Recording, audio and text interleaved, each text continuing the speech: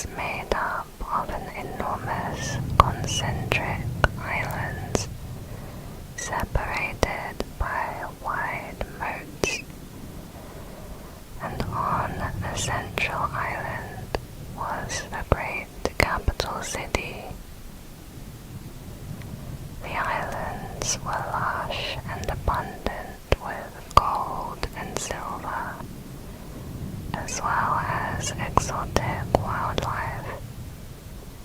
The founders of Atlantis, Plato said, were half god, half human. They created a utopian civilization. This advanced civilization eventually became too greedy and turned to immoral activities, which provoked the wrath of the gods. They destroyed Atlantis in one day and one night by sending floods and earthquakes that caused the island to sink into the sea. Plato said Atlantis existed about 9,000 years before his own time, and that its story had been passed down by poets and priests. He had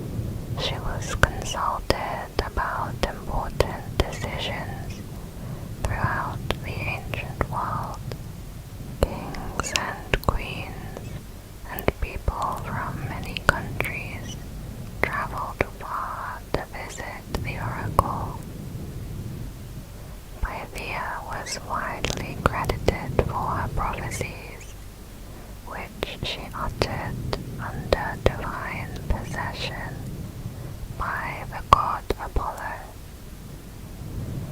A prophetess at Delphi conducted a number of rituals to prepare for Apollo to possess her. She fasted and abstained for several days for purification. On the day she washed in a sacred 𝐜𝐸𝐴𝐦𝐻𝐥𝐿 spring and wore special robes with gold ornaments in her hair. She then entered the sanctuary, drank the water of the fountain 𝐜𝐶𝐸𝐻𝐿𝐷, tasted the fruit of an old bay tree, and took her seat. The sacrifice of a goat or sheep ensured that the gods looked upon her favorably. Bay leaves were a sacred symbol of Apollo and were hung in the room and also burned as incense.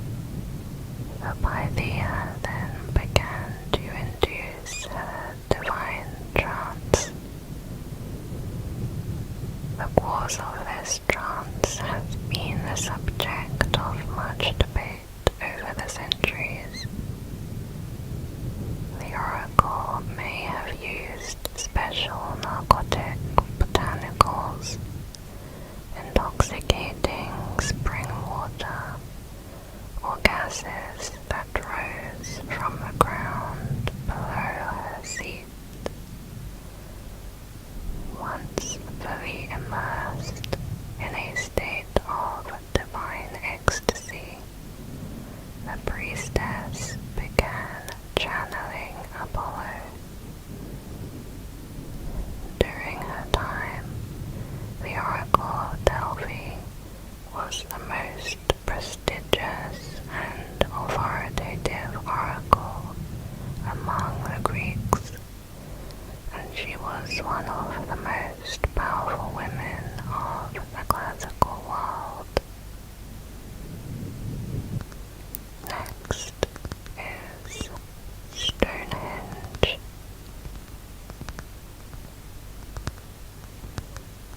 One of the major questions of Stonehenge was how it was built, as this was before the wheel was invented. At around 3000 to 2000 BC, the first stones, called the blue stones, weigh around 4 tons each, and they were taken from the only place in the UK where such stone exists, in the Preseli Hills in North Pembrokeshire, Wales, nearly 200 miles away. There are several theories of how the stones got from Wales to Salisbury Plain. A popular theory is that the stones were quarried from Wales, transported mostly by water, and then by log roller systems overland to Stonehenge. However, nobody today has successfully been able to reenact this method, nor found any evidence to support it. Another theory suggests the stones were moved naturally to Stonehenge by glaciers during the Ice Age. The larger stones, called the sarsen stones, came from about 20 miles away, but this still would have been a huge task, about 1,000 1,000 people would have been needed to haul these gigantic stones, taking perhaps 10 years to complete. The sartans would have been cut where they were found and then dragged on top of tree trunks to Stonehenge. The second mystery is, why was it built?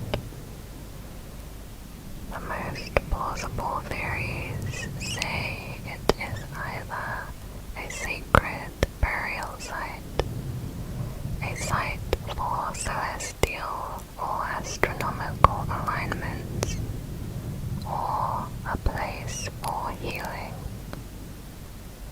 Evidence suggests that Stonehenge was a sacred area where people came to worship. Bone fragments of 63 people have been discovered at the site. It was perhaps a burial place for the elite class or the royals. The alignments of stones suggest relations to astronomy. It is aligned so that if you sit at the center, you will have a clear view of the summer solstice sun rising over the outer heel stone. Next is the Spear of Longinus.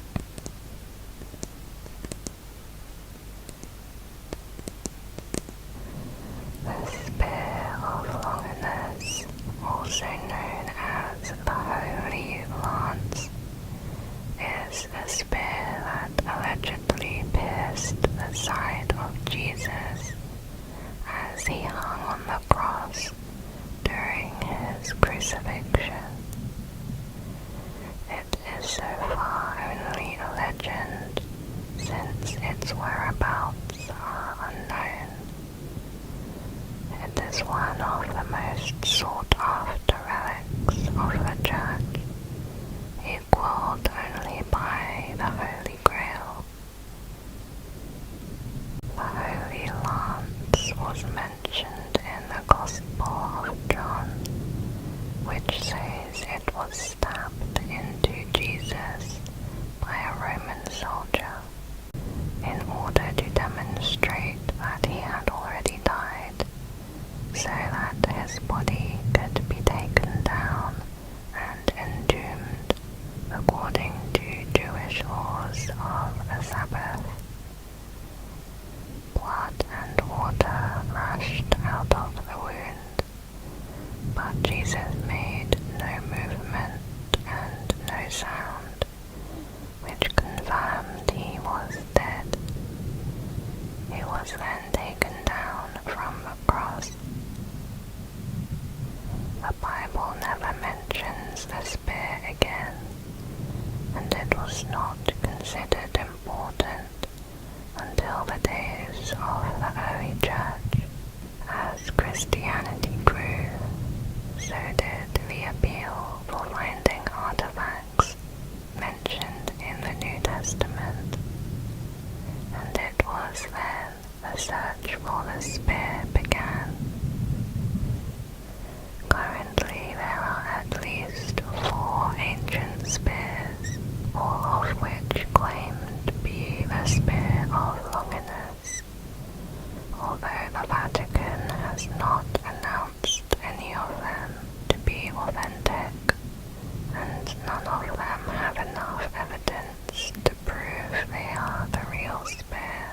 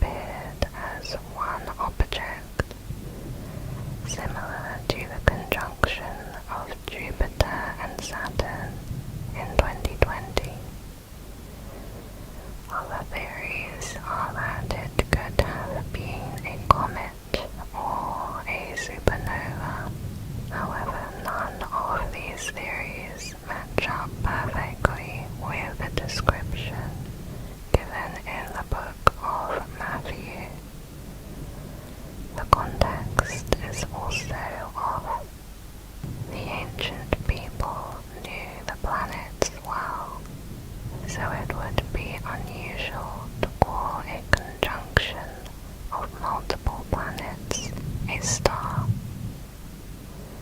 It's also hard to believe that King Herod could be surprised by 3 wise men telling him about a new star, as he would have seen any such obvious object himself. According to the Bible, astrology is also heretical, so reading into the meaning of the stars is a bit suspect in the first place. Next is Zoroaster and Zoroastrianism.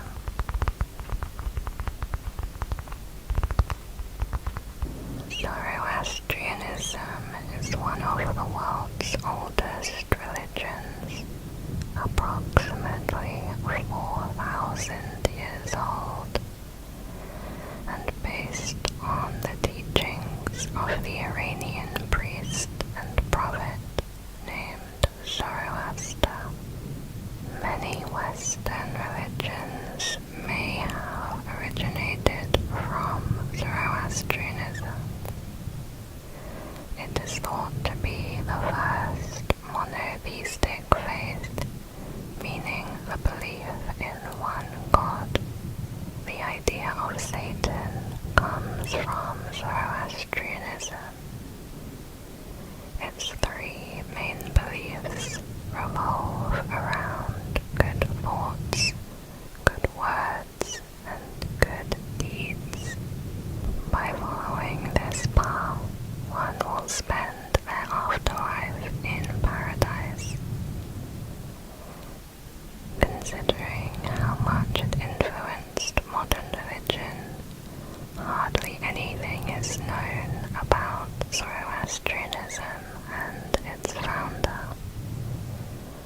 From the Middle Ages, the Persian administration adopted Islam and exerted pressure on people to convert. Today, Iran is assumed to be the polar opposite of the free world. It is thought that Zoroastrianism might be the key to understanding each other.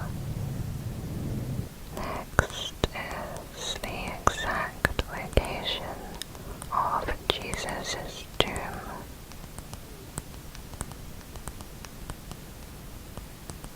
There are 3 main locations in Jerusalem that people believe to be the place Jesus was originally laid to rest in, but which is the real one.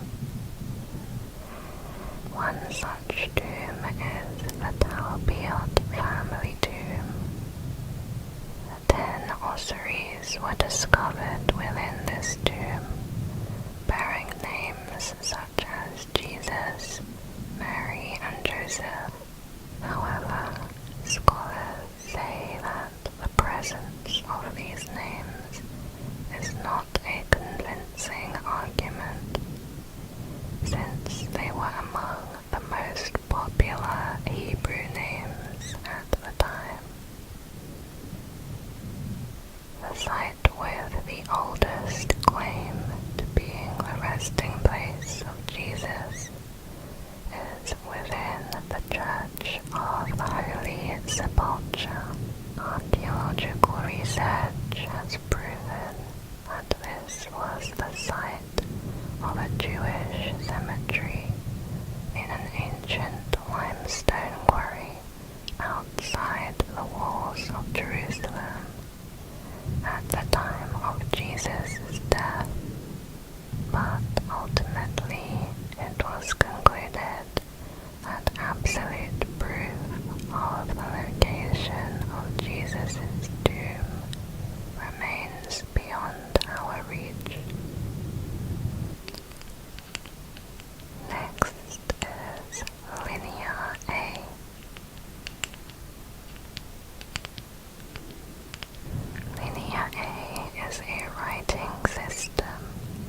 was used by the Minoans of Crete from 1800 to 1450 BC.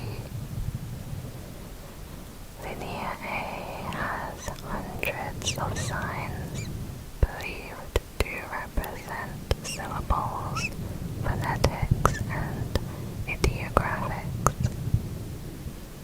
The main use of Linear A script was for accounting purposes at Minoan administrative centers.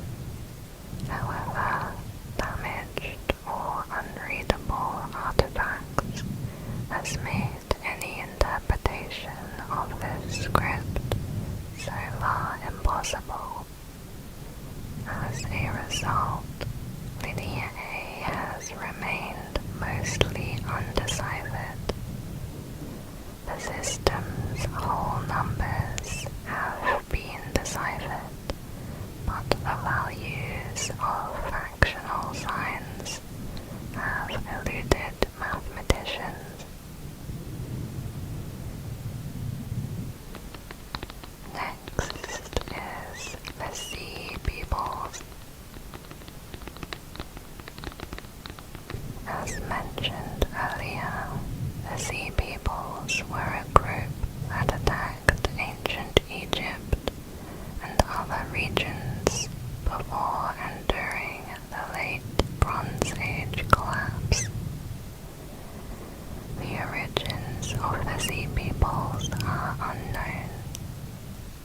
Existing theories propose that they were Aegean tribes, raiders from Central Europe, scattered soldiers who turned to piracy or became refugees, or perhaps they were migrants fleeing natural disasters such as earthquakes or climatic shifts. Next is the Nazca lines. The Nazca lines are lines made in the soil of the Nazca Desert of Peru. They were created between 500 BC and 500 AD by people making incisions in the desert floor, removing pebbles and leaving a different color dirt exposed. As of 2020, around 100 new figures have been discovered, and archaeologists believe that there are more to be found. Most lines run straight across the landscape, but there are also designs of animals and plants. The combined length of all the lines is over 800 miles. Their purpose is unknown. One idea is that the lines are linked to the heavens, with some of them representing constellations of the sky. Another idea is that they play a role in pilgrimage, with one walking across them to reach a sacred place.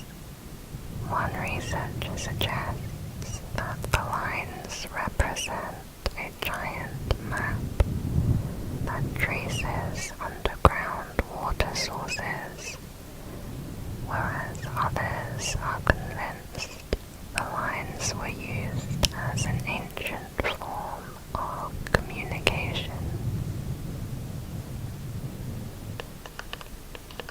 Next is the Trojan War. The story of the Trojan War comes from Homer's epic poem, the Iliad.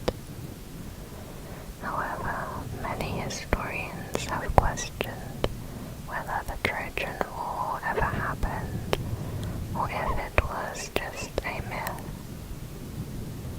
In Homer, the story, the gods instigate a war between the Greeks and the Trojans that is further perpetuated by both kingdoms' greed and bloodlust. There are numerous characters in the story whose existence have been investigated. The main characters are Helen, Menelaus, Agamemnon, Achilles, Paris, Hector, and Odysseus. Odysseus is a soldier for the Greeks and is very likely a creation made by Homer. Helen is the wife of the Spartan king Menelaus, and she is abducted by Paris, the prince of Troy, to be his wife. Sparta did exist, however Menelaus, his wife Helen, his brother Agamemnon, as well as the hero Achilles, does not seem to exist. There are no records for them outside of the stories, and these characters are widely regarded as a myth. The war itself and its destruction may be the only aspects that are true, although there is no evidence of a Trojan horse. Next is, when was Jesus born?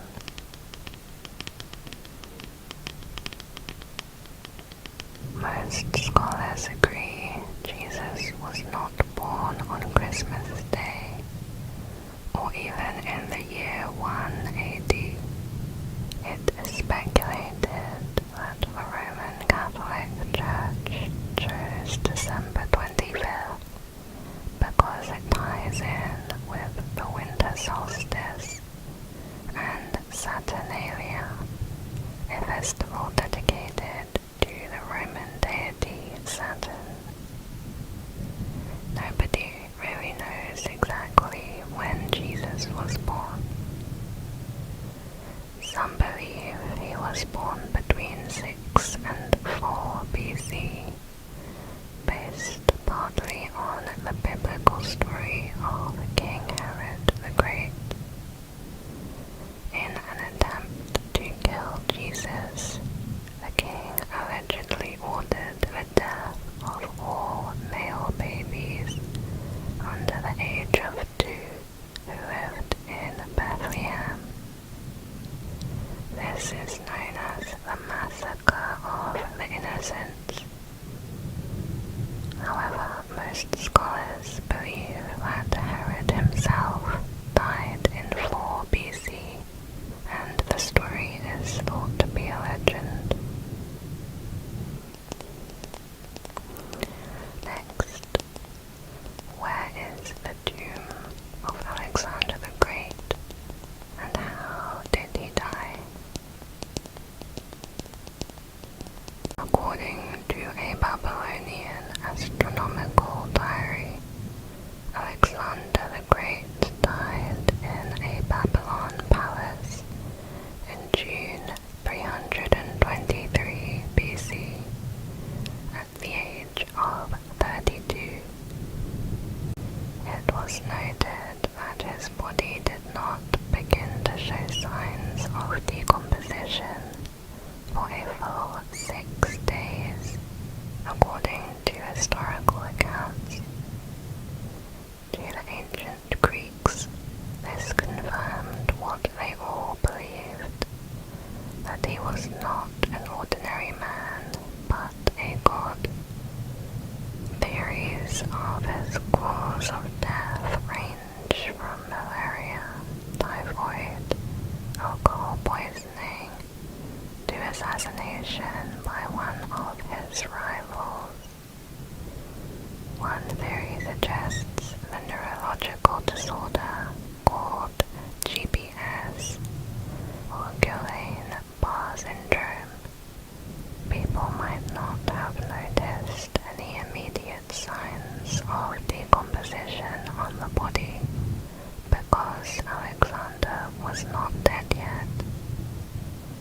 Instead, he got a variant of GPS that produced paralysis.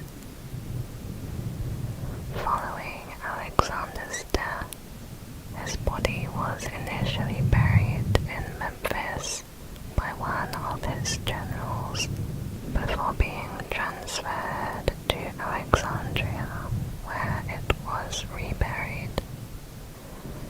Julius Caesar, Cleopatra, and Augustus, among others, visited Alexander's tomb in Alexandria. Its later fate is unknown, and it possibly was destroyed by the 4th or 5th century. Since the 19th century, over 100 official attempts have been made to try to identify the location of Alexander's tomb.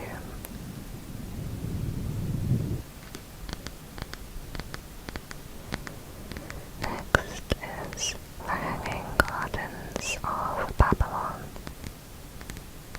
The Hanging Gardens of Babylon are the only one of the 7 wonders of the world of which the location has not been confirmed. They were described as a remarkable feat of engineering, with an ascending series of terraced gardens containing a wide variety of trees, fruit, and flowers, resembling a large green mountain made of mud bricks. Legend says that King Nebuchadnezzar of Babylon had the gardens built as a gift to his wife Semiramis, a Persian princess, in order to ease her homesickness for the green forests of her homeland. There are no surviving Babylonian texts that mention the gardens, or any archaeological evidence found in Babylon. 3 main theories have been suggested. First, that they were purely mythical. Second, that they existed in Babylon but were destroyed around the 1st century AD.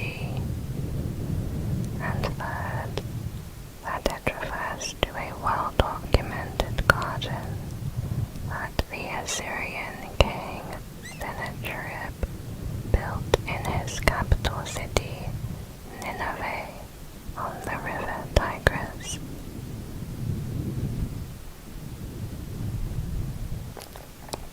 Next is Moai.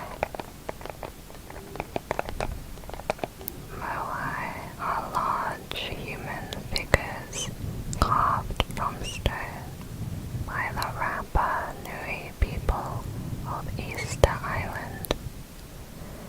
They are estimated to have been created between the years 1250 and 1500. The purpose of the statues is uncertain. Many archaeologists suggest they were symbols of authority and power, both religious and political. But they were not only symbols. They were actual containers of sacred spirits, or a spiritual essence called mana. A different theory says the statues were a representation of the Polynesian people's ancestors. The Moai statues face away from the sea and toward the villages in order to watch over the people. Next is Sodom and Gomorrah. Sodom and Gomorrah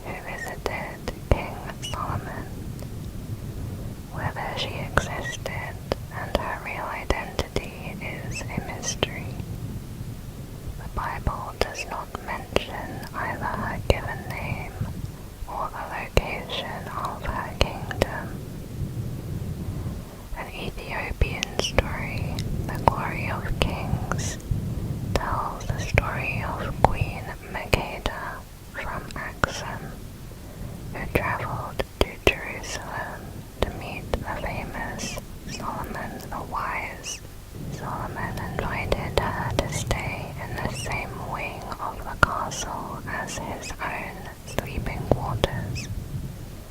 𝐜𝐸𝐸 agreed, so long as Solomon did not try to make any advances on her.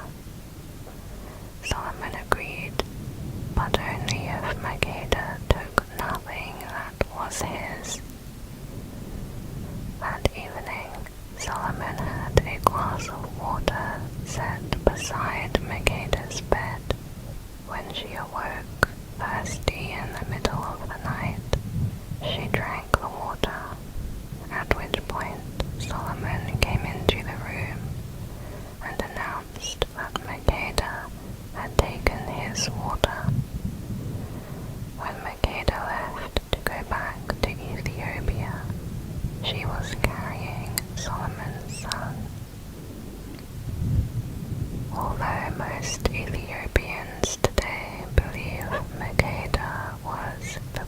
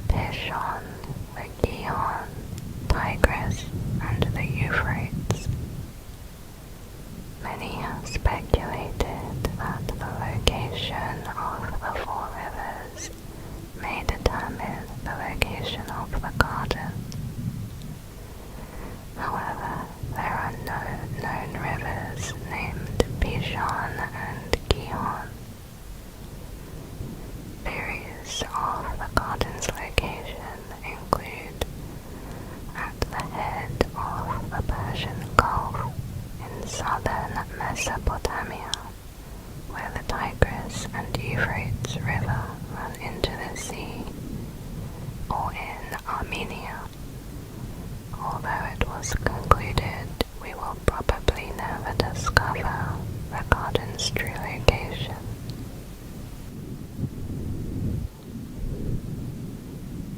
This is the second tier of the ancient mysteries iceberg. First is Cambyses' Lost Army.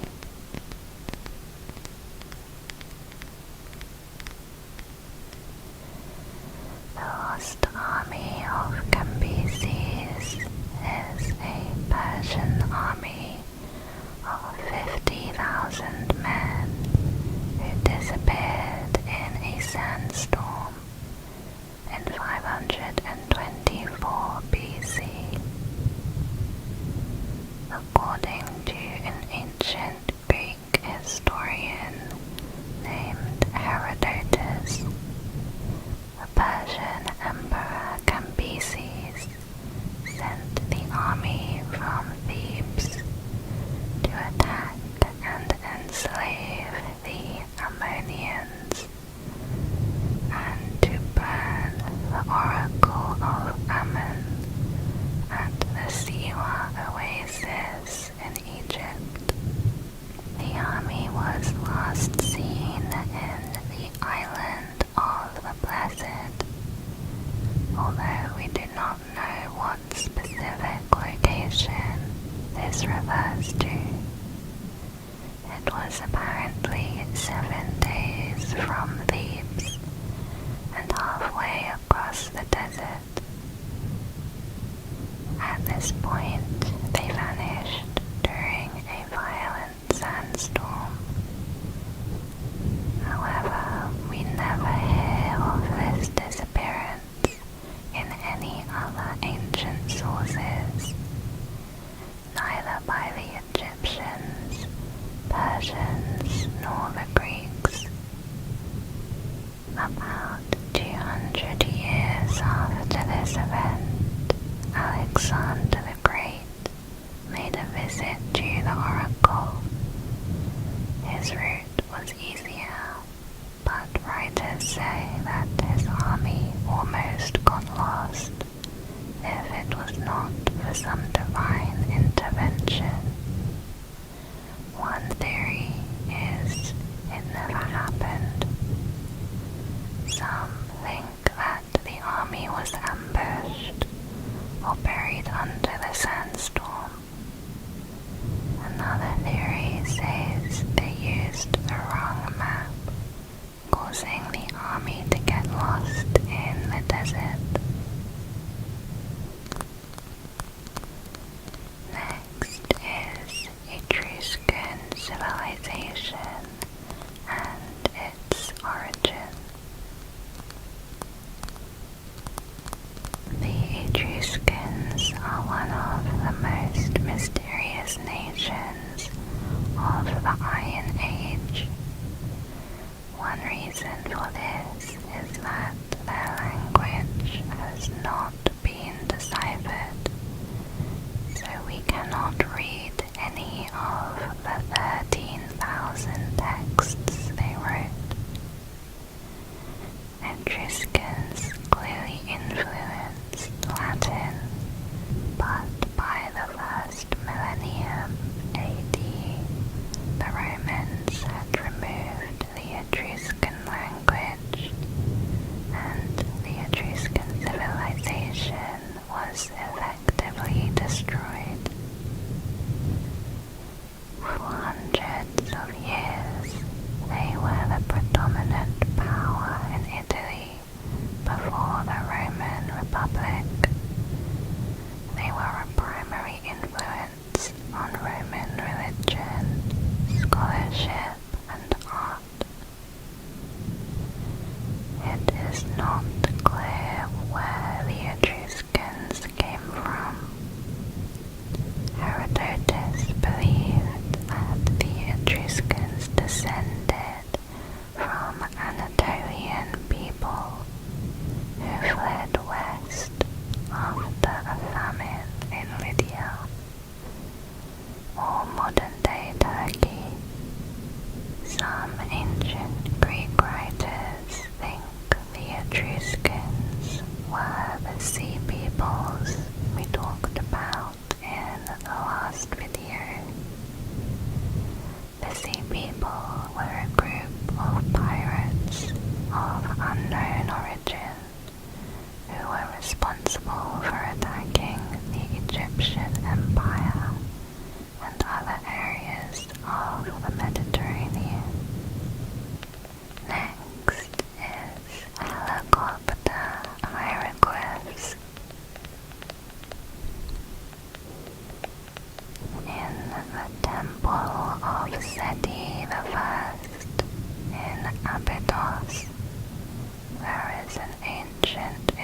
Egyptian wall of hieroglyphs.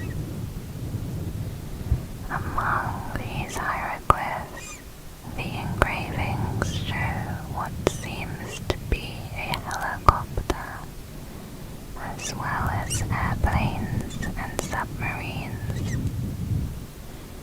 Some conspiracy theories believe these hieroglyphs are a representation of modern technology, knowledge perhaps given to the Egyptians by time travelers or extraterrestrial beings.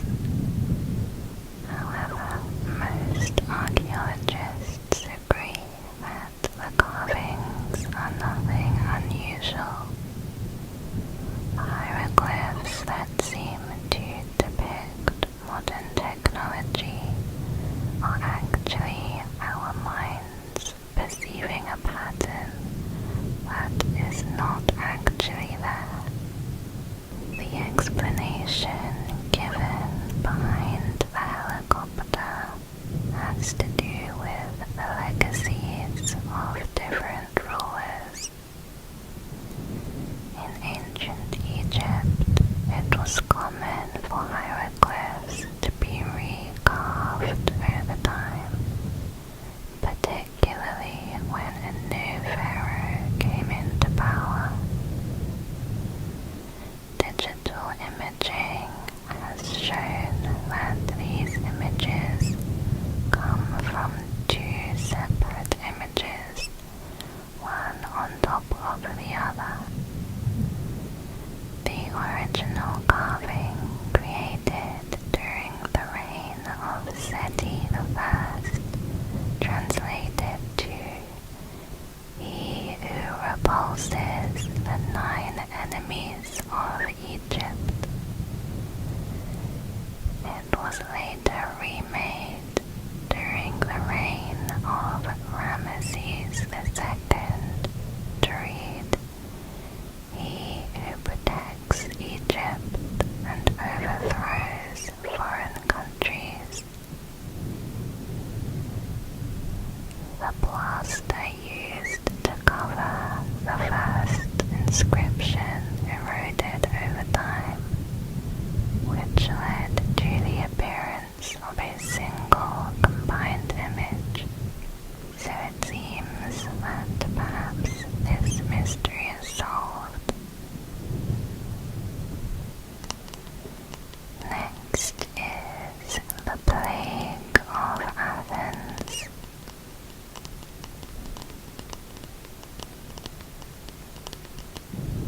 The Plague of Athens was an epidemic that killed tens of thousands. However, its cause remains a mystery. In 430 BC, locals at the port of Athens began to fall ill with a disease no one had seen before. This disease spread quickly. Similar outbreaks also occurred at other locations.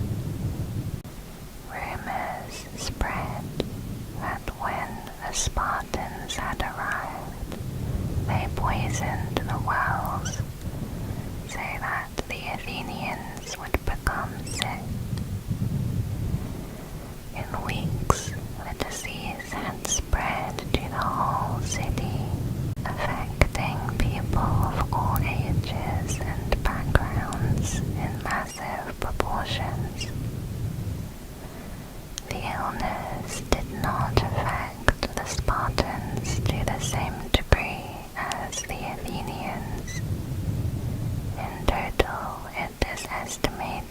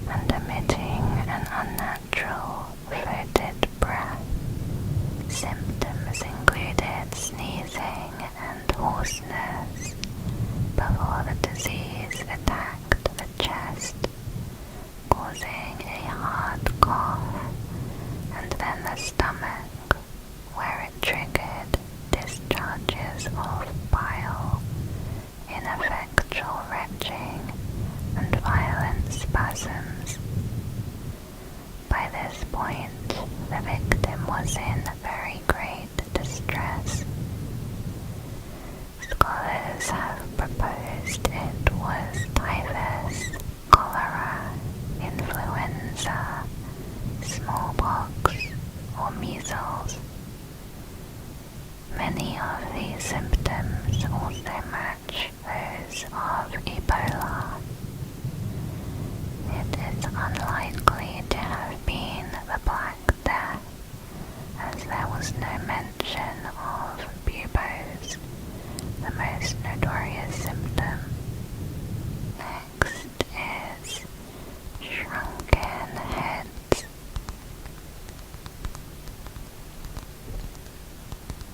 The Jafaro tribe, who lived in the Amazon, were fierce and well known for their talent of shrinking human heads to the size of apples.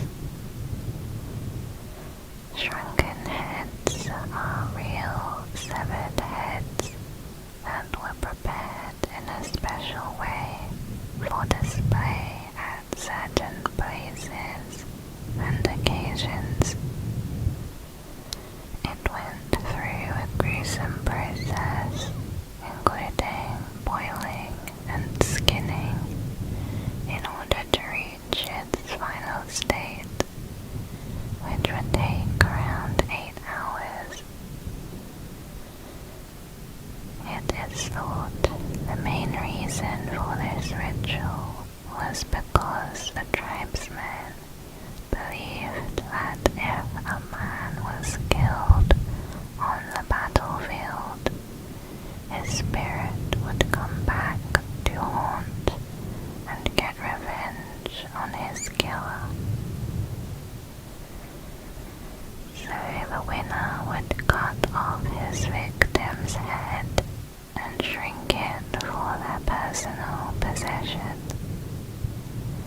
The Jafaro people believed if you shrunk the head of your enemy, his spirit would obey you. It also seems that these heads were kept as trophies and to scare off enemies. Other theories were that it would give the person additional powers and protection against suffering the same fate. In this case, the heads were worn around the waist during combat. Next is frescoes inside the Villa of the Mysteries. The Villa of the Mysteries is a preserved ancient Roman villa in Pompeii, Italy. It is named for the paintings found inside. The series of wall paintings, called frescoes, have been interpreted to show the initiation of a bride into a mystery cult, which is where the name of the villa comes from. Like the rest of Pompeii, the villa was buried in the eruption of Mount Vesuvius in 79 AD. Although the subject of the frescoes is debated, the most common theory is that it depicts the initiation of a woman into matrimony in accordance with the Dionysian mysteries, a mystery cult devoted to the Roman god Bacchus. Specific rites were required to become a member. A key feature that helps to identify these scenes is the depiction of the Maenads, the deity's female followers. The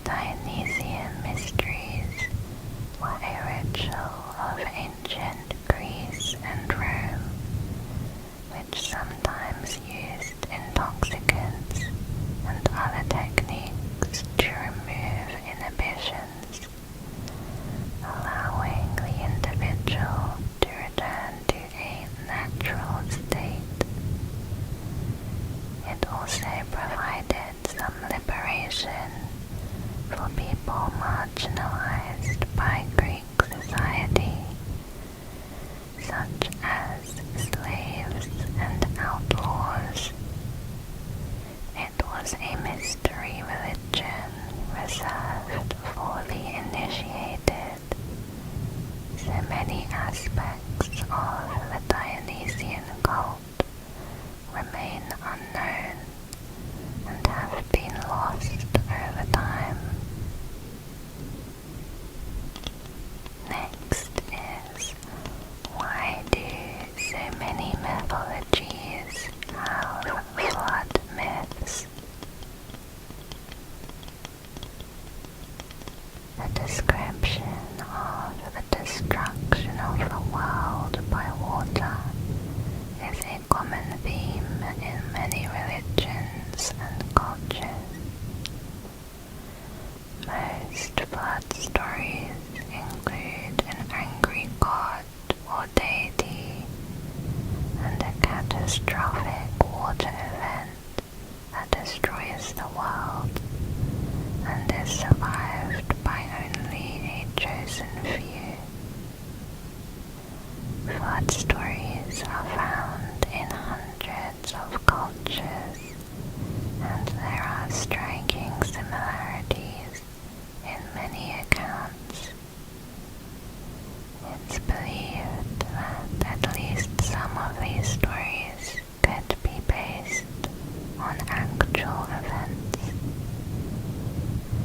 Geologists proposed the possibility of a great flood in the Middle East at the end of the last ice age, about 7,000 years ago.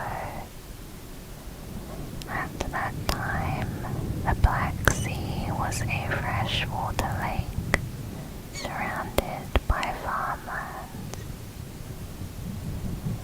The theory is that European glaciers melted and the Mediterranean Sea overflowed with a force that was 200 times greater than Niagara Falls.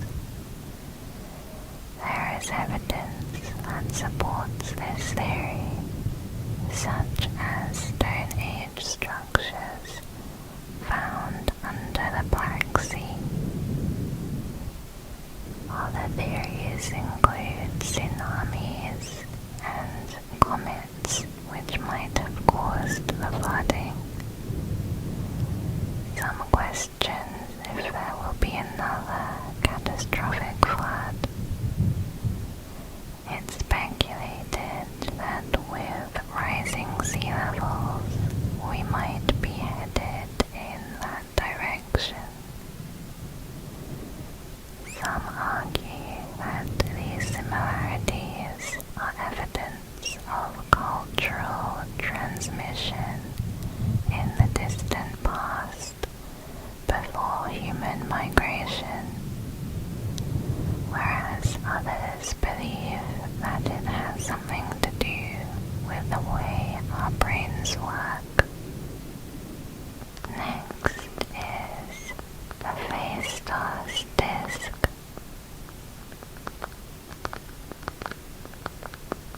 The Phaistos disk is a disk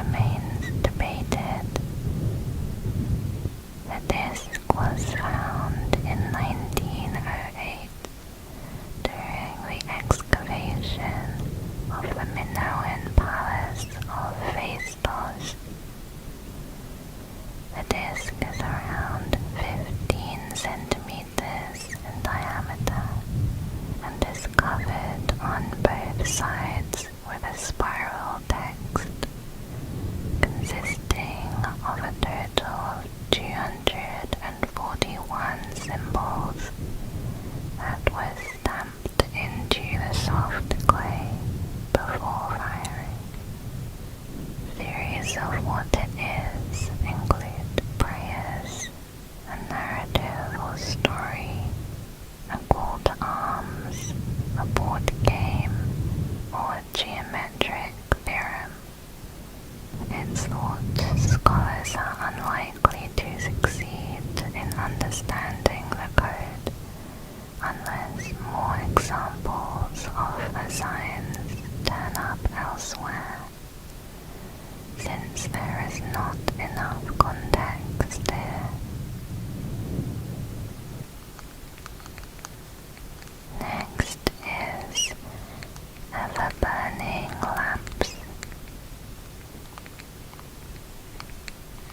Ever-burning lamps are accounts of lamps that remained lit without the necessary oil. Stories of these lamps come from around the world. These lamps were usually found when a tomb was opened and the lamp was found burning, even though the enclosure had been sealed for hundreds of years or more.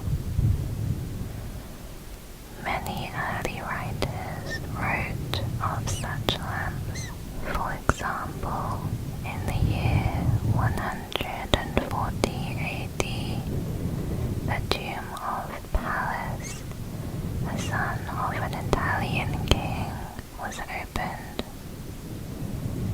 A single lamp was discovered burning near the corpse. Frightened, they tried to put out the lamp, but found that neither water nor blowing on the lamp extinguished the flame. The flame finally extinguished when they emptied an unknown liquid from the base of the lamp. In the 1600s in France, there is a writing of a soldier from Switzerland who discovered a long hidden tomb. Inside, he found a single burning lamp. He removed the lamp and it continued to burn without any apparent fuel for several months until it accidentally broke and was extinguished. In another account, there was a 13th century rabbi named 𝐜𝐥𝐿. Documents state there was a lamp outside his house that burned continually without any supply of oil. When questioned about the lamp, 𝐜𝐥𝐿 refused to discuss how it worked. One theory suggests that the ancient people mastered an early form of electricity, which is also what 𝐜𝐥𝐿 had figured out. No modern instances of these lamps have been found, so a scientific explanation remains unknown. Next is the Indus script and Indus Valley civilization. The Indus script is a language that has yet to be deciphered.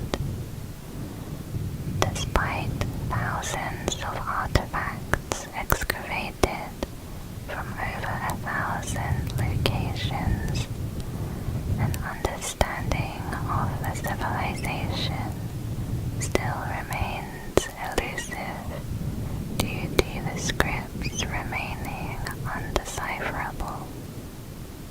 The following factors are some of the biggest obstacles. Inscriptions are very short, with an average length of around 5 signs, and the longest was only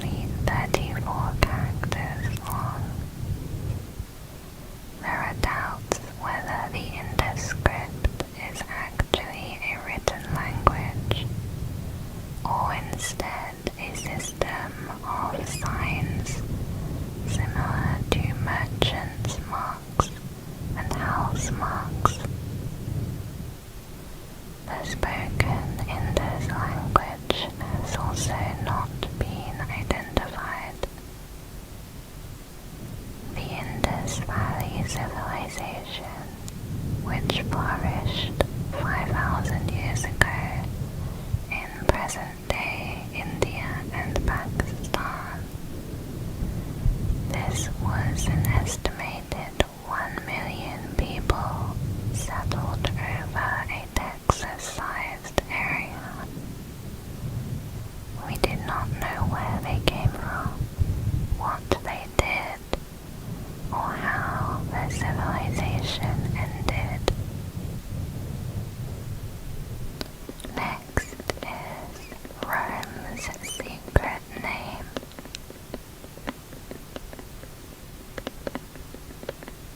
There are accounts from ancient writers who say Rome is not the real name of the city. There is another secret name which people were punished for sharing. Pliny the Elder wrote, "Mysterious rituals forbid to pronounce the other name of Rome." Valerio Serrano was punished for having it shared. Valerio Serrano was a Latin poet of the Roman Republic. The written account of his death says he was executed for revealing the secret name of Rome. There are many opinions on what the real name is, as well as numerous legends about the other name of Rome, which likely were made to confuse people and keep a secret. It is thought that they believed invoking the true name would cause doom for the city and its people. Theories of the real name include Jupiter, the moon, Angerona, and 𝐜𝐿𝐴. A somewhat plausible hypothesis is one discovered in Pompeii on a domus wall. It says the holy name is Amor. Amor is the typical feature of Venus. It is also said that Emperor Augustus started his power on a field consecrated by the name of Venus. You might also notice that Amor is Roma spelled backwards, the Latin word for Rome, although this is still just a theory. Next is the death of Romulus. Romulus was the legendary founder and first king of Rome, who had a cult following. After a reign of 37 years, Romulus is said to have disappeared in a whirlwind during a sudden violent storm. As he was reviewing his troops, he is said to have died at the age of 55 on the 7th of July, 716 BC. Most authors agree that he did not die of natural causes. One story was that he was raised up to heaven by Mars, the god of war. There he became a god named Quirinus.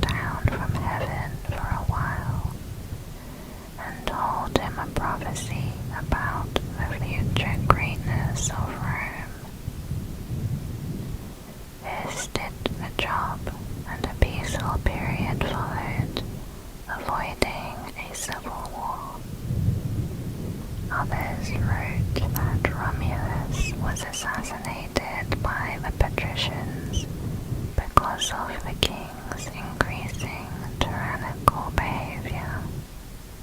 The king also had a number of enemies by waging wars on neighboring cities. Some of those defeated tribes ended up joining the Roman population, such as the Sabines. The Sabine leaders were even nominated to the Roman Senate, and their king, Tatius, became a king of Rome alongside Romulus. Perhaps some of these newcomers became the king's assassins. Next is, where is Cleopatra's tomb?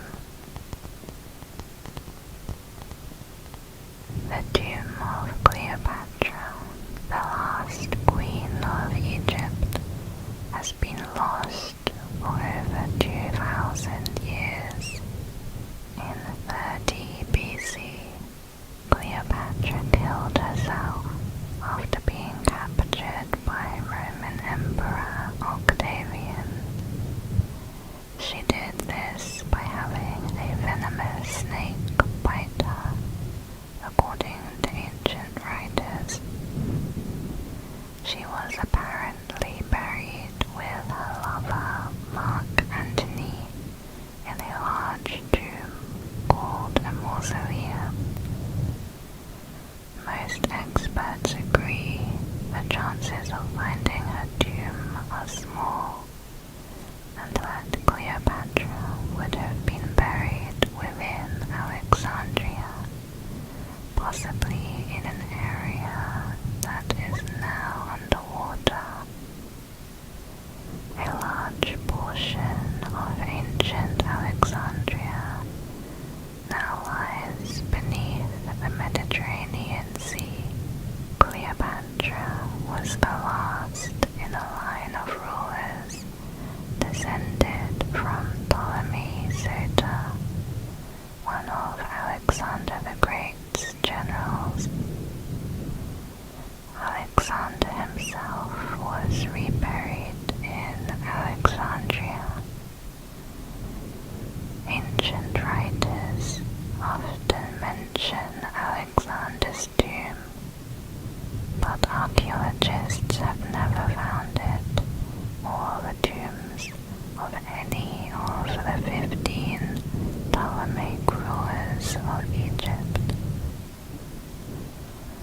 Kathleen Martinez, an archaeologist, has been searching for Cleopatra's tomb for 20 years.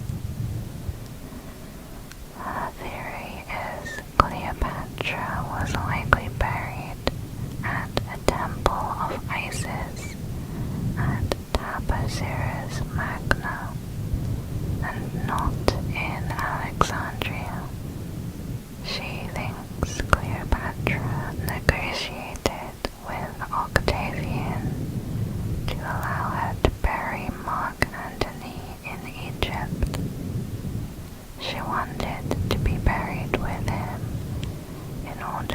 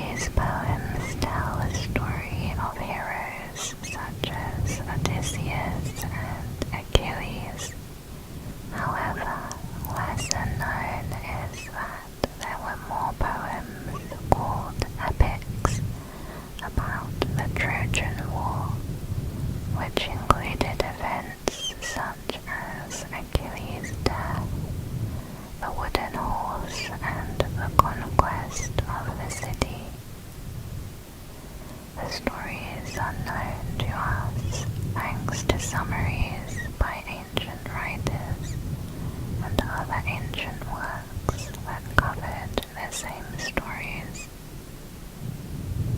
Next is Dead Sea Scrolls.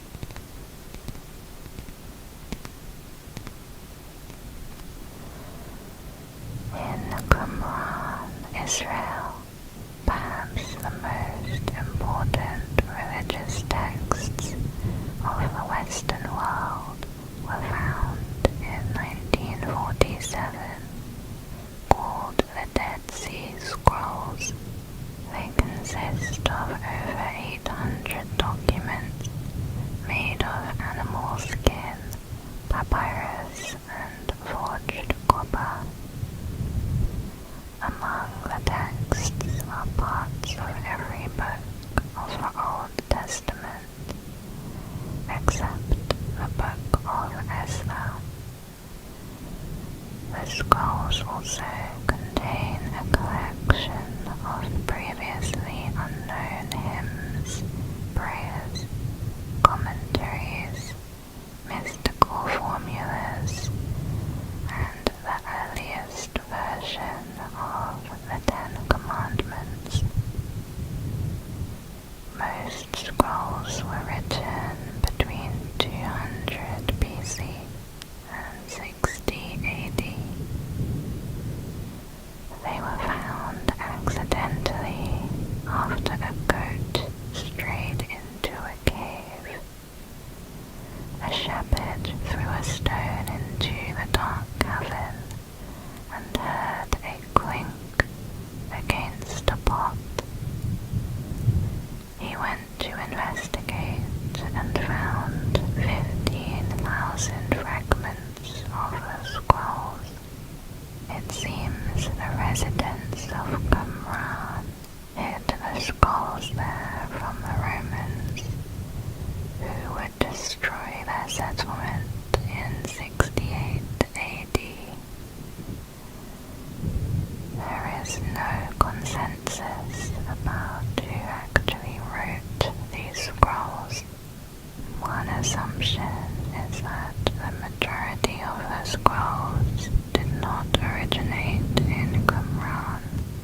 The earliest texts date to 300 BC, a century before Qumran existed. Some believe that Qumran was a religious community of scribes. The Dead Sea Scrolls have been recognized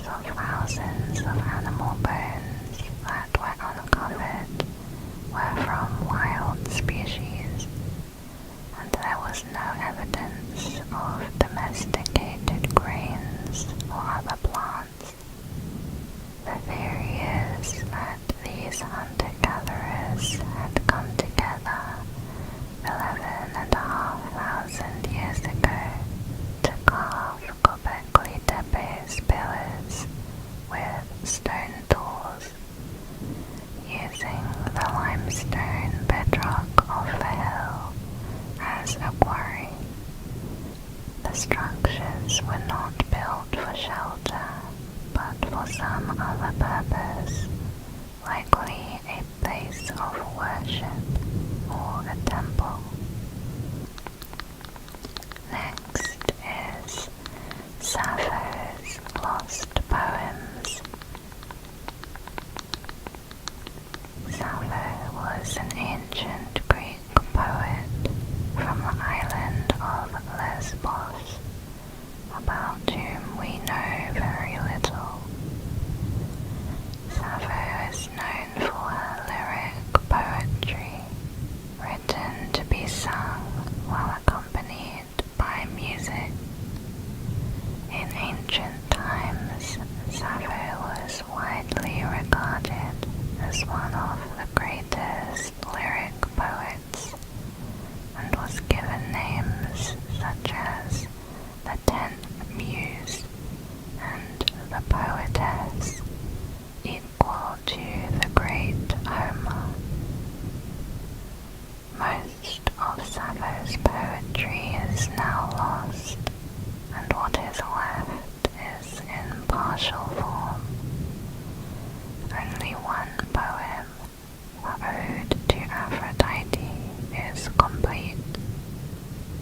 A 9-volume edition of all her works was compiled and published in the 3rd century BC, centuries after her death, and now we have no more than 700 fragmented lines in total. The mystery is what or who destroyed the extensive works of such a renowned poet. Christian censorship is the one controversial theory for the disappearance of Sappho's poetry. It was too sexually explicit, some say, or repressed because it was just, quote, too gay. Pope Gregory VII ordered it to be incinerated in 1073, as one medieval scholar claimed. This theory got so much popularity that our modern word, lesbian, comes from Sappho's birthplace, Lesbos, while the adjective sapphic also comes directly from Sappho's name. However, the idea that Sappho was gay, therefore persecuted by the Pope, is all just speculation. Homosexual relationships in ancient Greece were not a big deal. Sappho likely grew up in a wealthy household, attended school and learned poetry, music, dance, and more. What may be the more realistic explanation is less exciting. The transition from the Roman Empire to the early medieval ages, trends turned away from lyric poetry and back to the study of classics such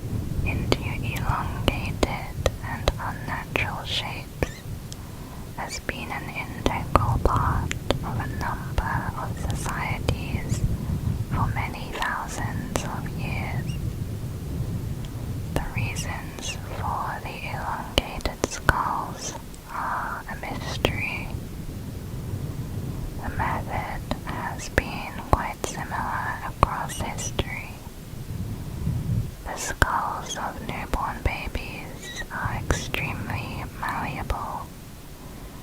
Two boards were placed on the baby's forehead and back of the skull. Sometimes thick padding and straps were used. The boards were wrapped tightly by bands of cloth and strapped down in order to make the skull push backwards and upwards to create strange oval shapes that become permanent for the entire life of those people. Ancient elongated skulls have been found in many places, including Africa, France, Germany, Native North American societies, Aboriginal Australians, and the Caribbean islands. Some remote areas of Polynesia, like Vanuatu, continue to perform the practice on some newborns. The practice does not seem to have affected intelligence of the person or caused damage to the brain. Some experts speculate that the babies who underwent the process may have been royalty or the highest social classes. Other researchers theorized it may have been performed on all members of a tribe in order to separate them from neighboring societies. What's more is there were a number of elongated skulls that showed no evidence of artificial manipulation.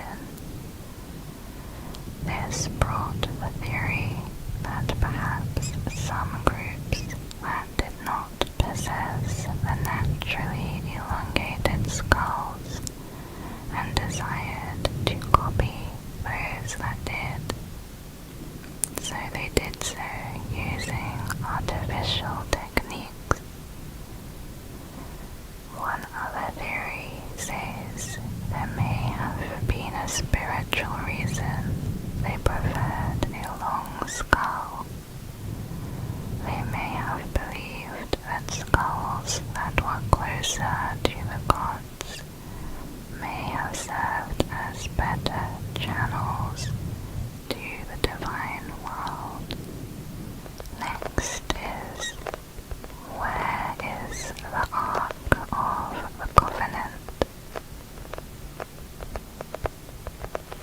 The Ark of the Covenant is an artifact believed to be the most sacred relic of the Israelites.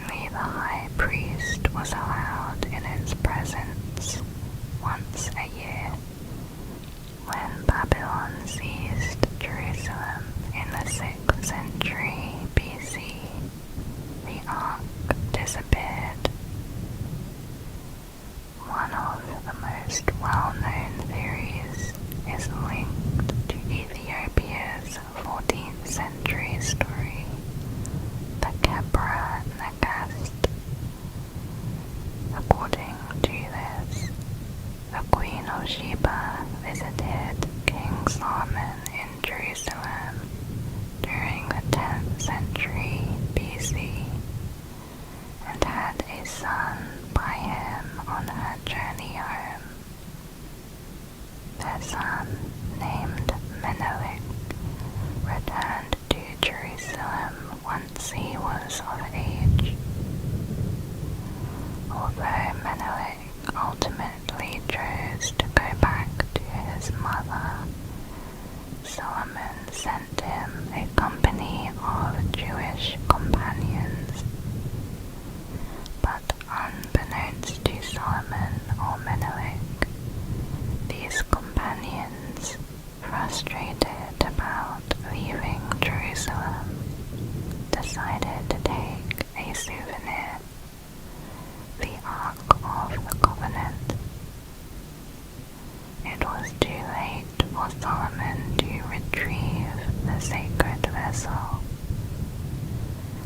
Menelik brought the Ark with him to the city of 𝐜𝐴𝐸,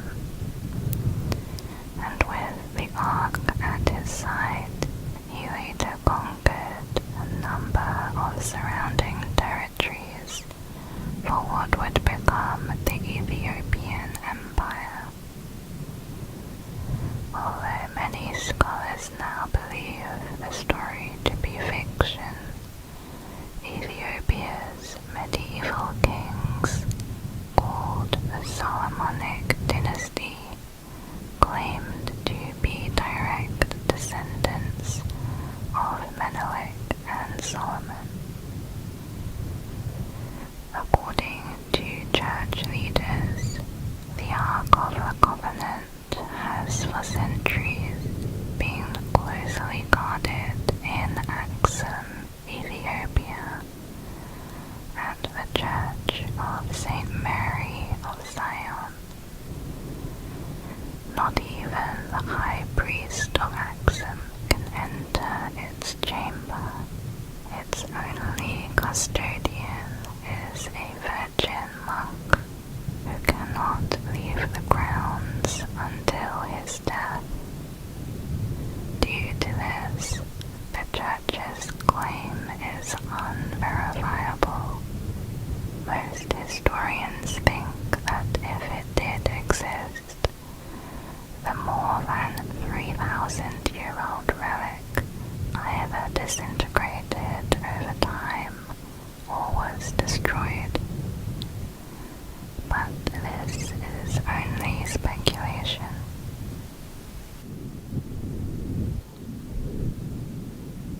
We are on the third tier of the Ancient Mysteries iceberg. The first entry is Ancient Automatons.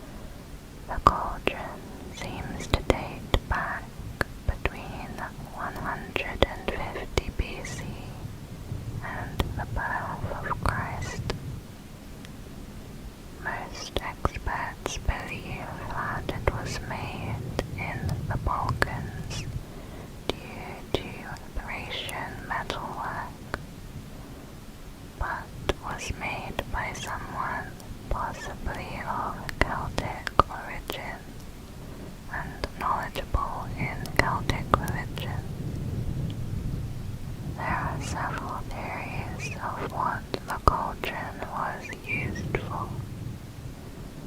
One is that it served as some magical ritual or religious celebration.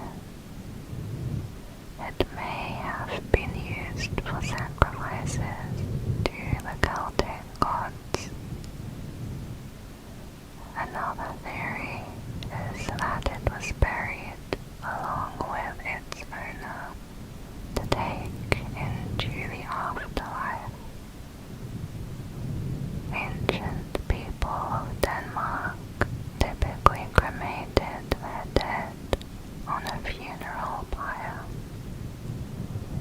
After the funeral, they placed the ashes into an urn and buried them, along with some possessions and food for the journey to the afterlife.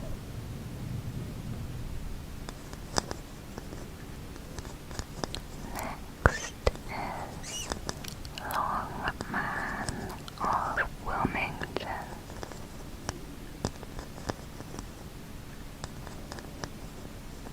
The Long Man of Wilmington is a figure on the hills near Wilmington, England. The Long Man is 235 feet tall and holds 2 staves. The figure is made from white painted breeze blocks and lime mortar. The origin of the Long Man remains unclear.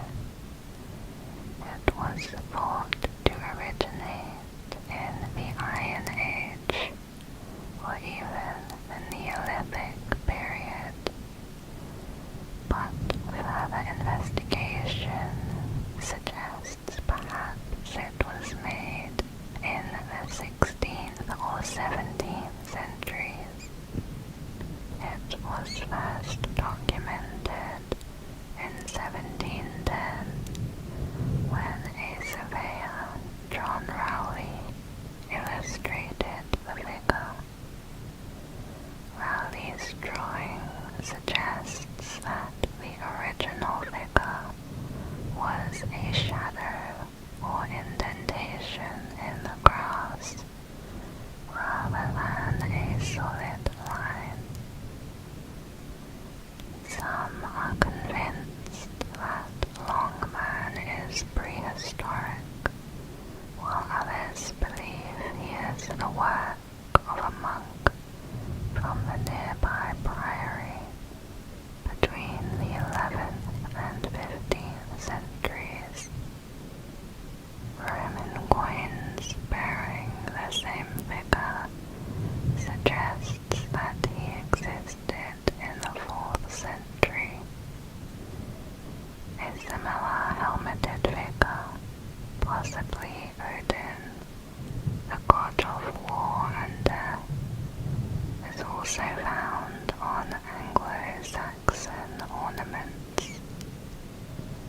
One historian wrote that around 3400 BC, the Long Man would have been positioned to mark the constellation Orion's movement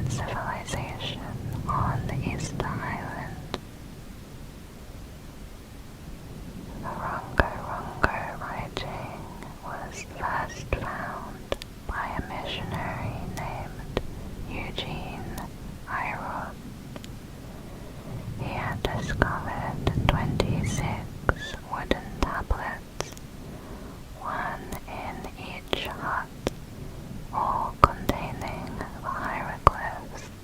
The age of the tablets is unknown, but they are speculated to have originated around the 13th century. One of the symbols appears to resemble a palm tree, possibly the Easter Island palm, which disappeared from the island's record in 1650, meaning the script must be at least that old. It is thought there are not enough samples of the script, nor enough context to be able to decipher the meaning at this time. Next is the Black Sea Flood. The Black Sea was once a large freshwater lake. It was separated from the Mediterranean Sea by a piece of land that blocked the entry of seawater through the narrow Bosphorus Valley. At the end of Earth's last ice age, the ice melted and returned to the ocean, which elevated sea levels. Then, about 9,400 years ago, the Mediterranean sea levels rose above the dam, reconnecting the two seas. According to a controversial theory proposed in 1997, they surged over the now submerged Bosphorus Hill with a force of 200 Niagara Falls. It was speculated that the resulting flood could have destroyed human settlements that were around the lake's perimeter. They also speculated that this was the event that inspired the Noah's Ark story and other catastrophic flood myths. A different study in 2009 suggested that if this flood occurred, it was much smaller and hardly of biblical proportions. It is believed they found evidence that the Black Lake levels rose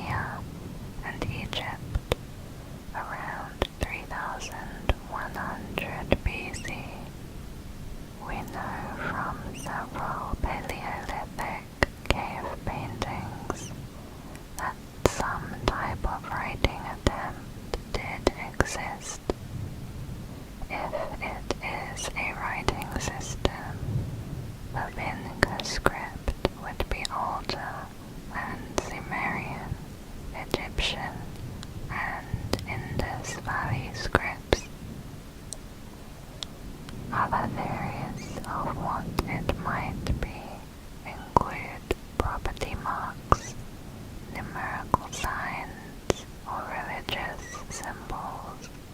Some believe that it is not likely that the people of Neolithic Europe would have needed to invent a writing system because their societies were too primitive.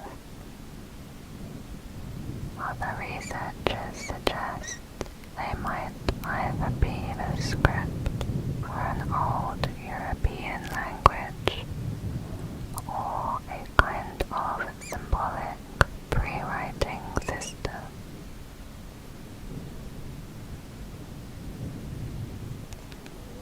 Next is ancient Greek zombies.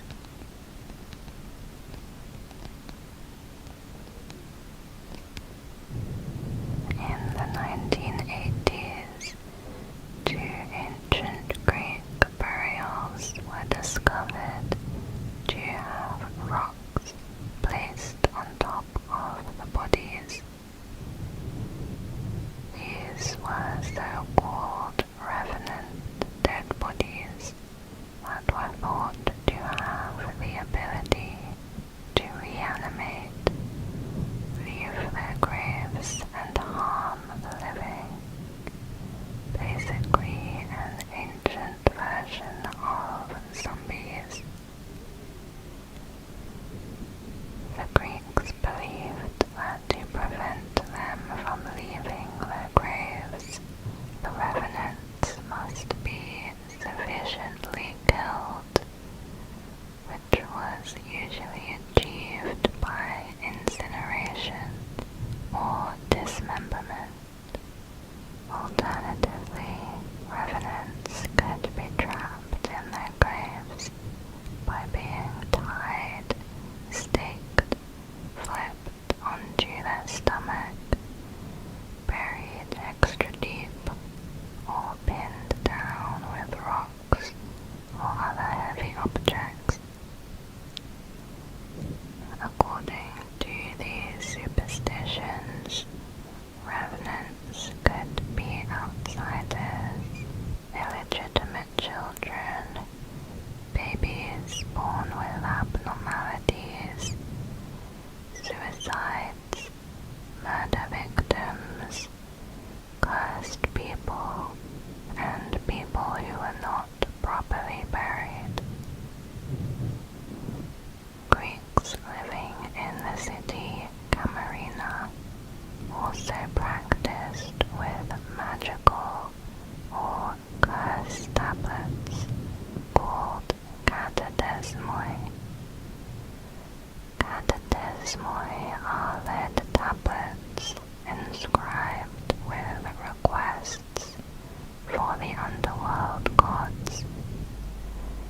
Usually they requested an advantage in love or business, and they believed the gods would direct the spirits of the dead to fulfill the requests of the living.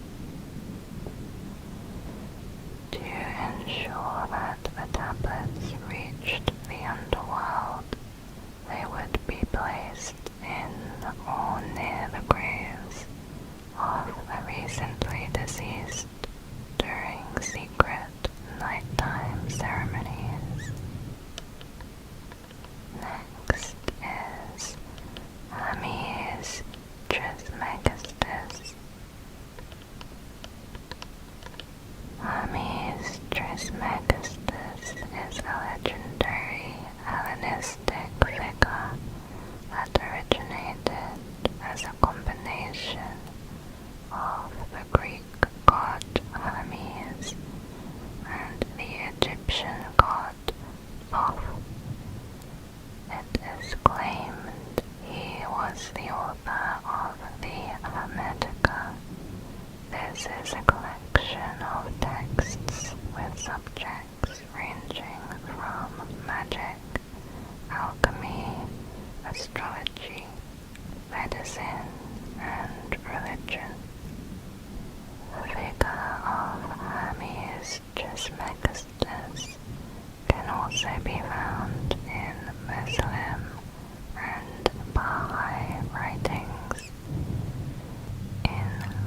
traditions, he has been associated with the prophet Idris.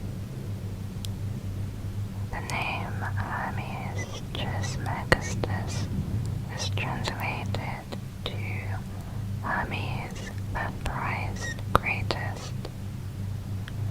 The origin of this name is not clear. It can be found at the temple of Esna, which says, "Of the great, the great, the great."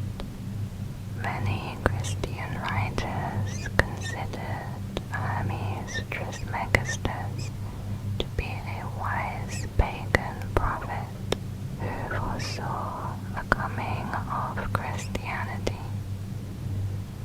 By this account, he was either a contemporary of Moses or the third in a line of men named Hermes. This was Enoch, Noah, and the Egyptian priest king Hermes Trismegistus. He was the greatest priest, philosopher, and king, which is where the name comes in. Another explanation found in the Suda, a 10th century text, is that he was called Trismegistus on account of his praise of the Trinity, saying there is one divine nature in the Trinity. Next is Mithras and Mithraism. The Mithraic Mysteries was an ancient Roman cult that worshipped a pagan god, Mithras, in hidden underground temples. More than 400 such temples have been discovered within the territory that was once the Roman Empire. All temples featured an image of the god Mithras slaying a sacred bull as its centerpiece, called the Tauroctomy. It was once so widespread that some historians believe it was an early rival to Christianity. However, little is actually known about it. Members of this cult-like religion don't seem to have left behind any written accounts, or if they did, they have been lost over time. Scholars seem to agree that the meaning behind the Tauroctomy would likely reveal the cult's main ideology. One theory says the bull Mithras kills is actually the zodiac Taurus. By slaying Taurus, the god was then responsible for shifting the equinoxes. This was a time when the universe was still seen as stagnant. So this cosmic movement was secret knowledge shared among members of the cult. The name Mithras is also a mystery. Some believe he is Perseus, the Greek hero. Others think he is Orion. What is known for certain is that the religion began sometime during the 1st century and continued spreading throughout the empire until it eventually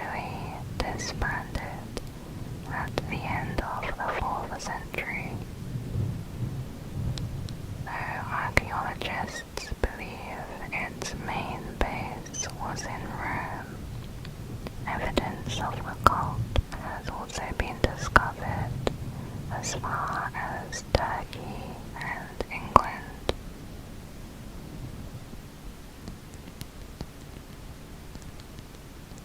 Next is Plutonian at Hierapolis. Hierapolis was founded by the kings of Pergamon at the end of the 2nd century BC, before being taken over by the Romans in 133 AD. Under Roman rule, it became a thriving spa town, and by the 3rd century, visitors came from all over the empire to admire the landscape and bathe in the supposedly healing waters. But Hierapolis was also known throughout the Roman world for another, more sinister reason. It was said to be the location of a gate to hell, a portal to the underworld, where the toxic breath of the hellhound Cerberus rose from the ground, claiming victims for his master, the god Pluto, or Satan. A shrine called the Plutonion was built, and people paid the priests of the temple to make sacrifices to Pluto on their behalf. Writers such as Pliny the Elder described these sacrifices. A priest would lead an animal, like a sheep or a bull, into the shrine, and as if by the hand of a god, the animal would instantly drop dead, while the priest would walk out alive. One wrote, "I threw in sparrows, and they immediately breathed their last and fell." How could the priest survive while the animals died? The air around the Plutonian was found to contain toxic levels of carbon dioxide. The Hierapolis was built on the Pamukkale Fault. This is a 35-kilometer long active tectonic fault zone where cracks in the Earth's crust allow both mineral-rich water and deadly gases to escape to the surface. One of them runs directly under the city center and into the Plutonian.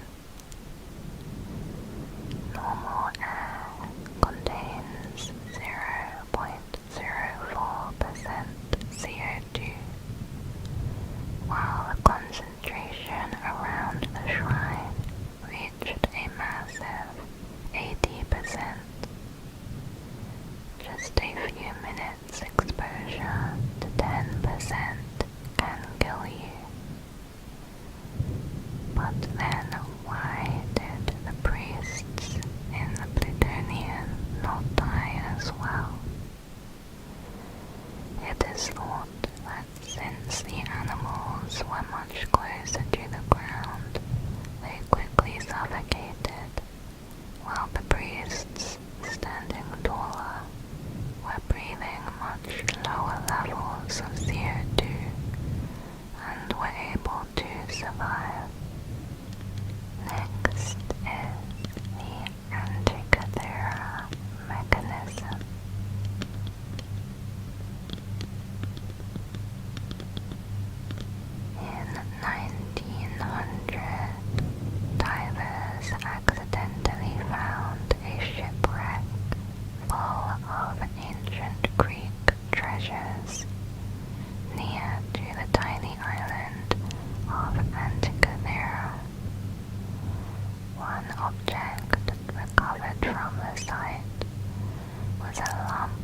the size of a large dictionary.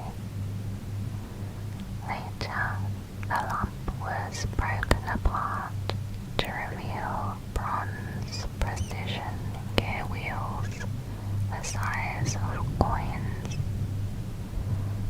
According to historical knowledge at the time, gears like these should not have existed in ancient Greece or anywhere in the world.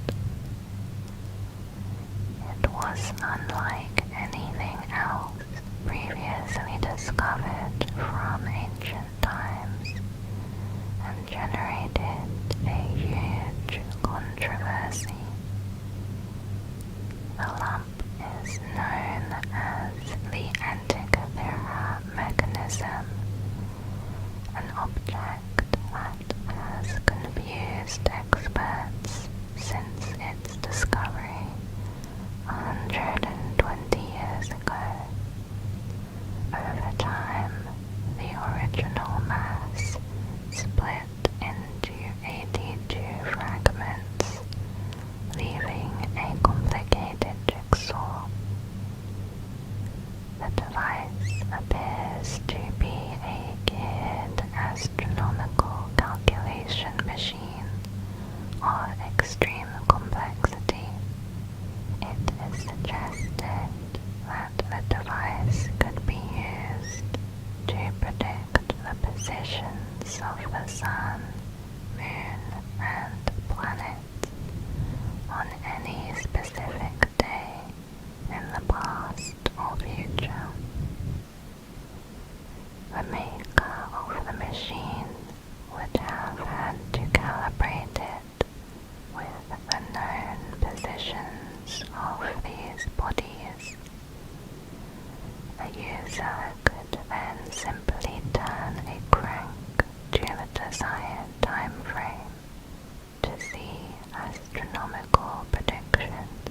A user could then simply turn a crank to the desired time frame to see astronomical predictions.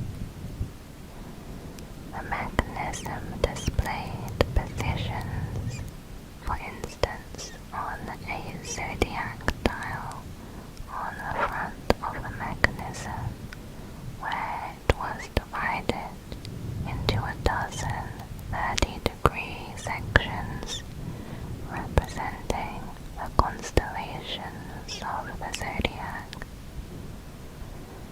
We know it is at least as old as the shipwreck it was found in, which has been dated to between 60 and 70 BC. Although other evidence suggests it may have been made before that, at around 200 BC. Next is the lost mine of Ophir.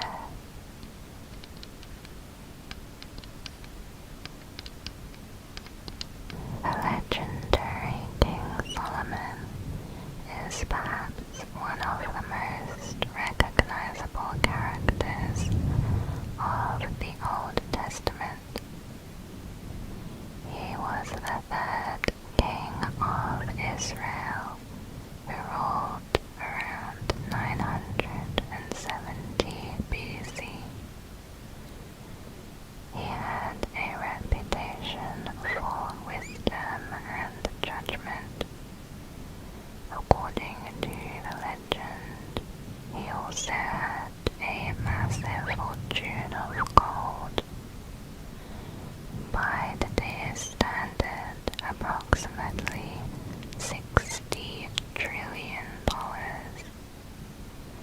Historians say the gold came from the lost mine of Ophir, but what they can't agree on is where exactly was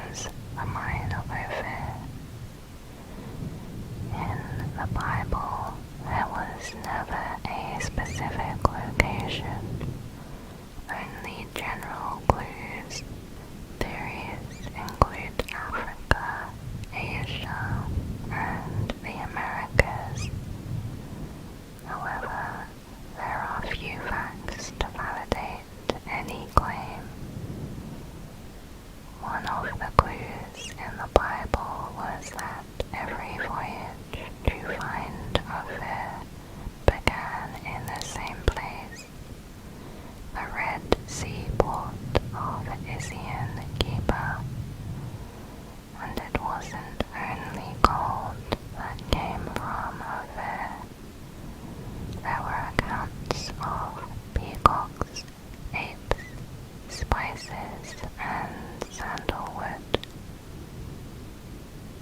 Some believe the true location of the 𝐜𝐸 mine may still exist in the ancient texts, but this was missed due to mistranslations. The Bible was originally written in Hebrew and was translated into Greek, then into Latin, and eventually to English. In Greek, the name 𝐜𝐸 has origins from the word ophis, meaning serpent. As the Hebrew word for serpent is seraph, it is more likely that 𝐜𝐸 was a location the Hebrews named, not the Greeks. Experts even question the apes and peacocks, as they may also be incorrect translations. The Bible also says that round trips to 𝐜𝐸 took 3 years. Ships that left the port would need to pass the Arabian Sea and into the Indian Ocean. One theory points to Sri Lanka, an island found in the Indian Ocean, known for its peacocks. However, if someone does find this ancient mine, the chances are no gold remains there. Next is 𝐷𝐻𝐸𝐻.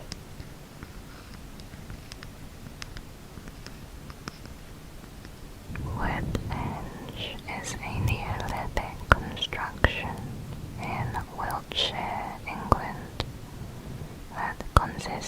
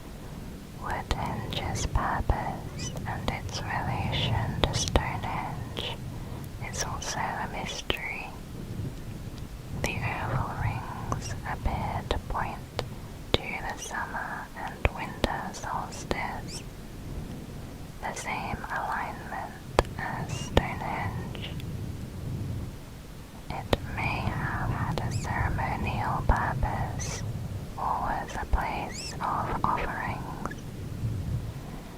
Researchers discovered pottery items, animal bones, deer antler picks, and flint tools at the base of posts.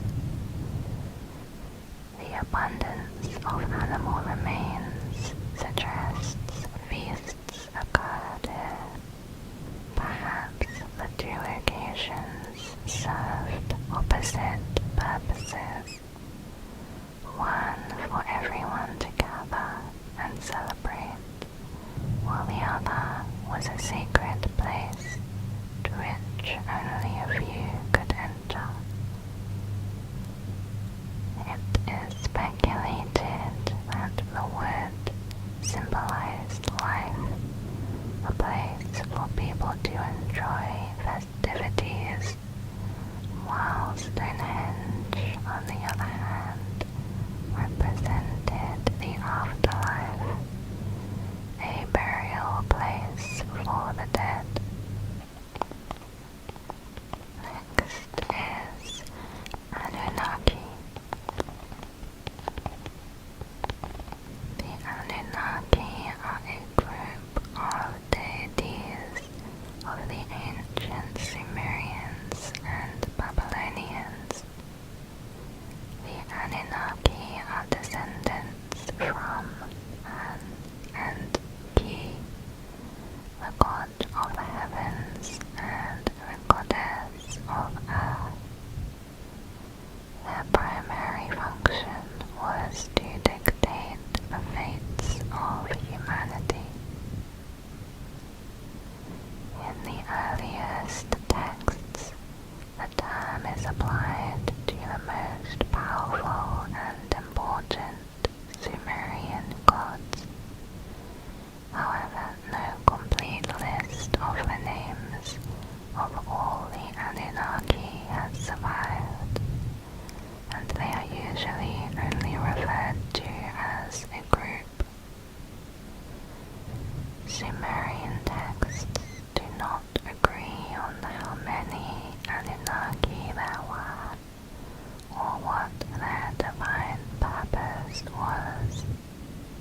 Originally, they seem to have been heavenly deities with immense powers. Although from the Middle Babylonian period, around 1600 BC, the name Anunnaki was applied to the gods of the underworld.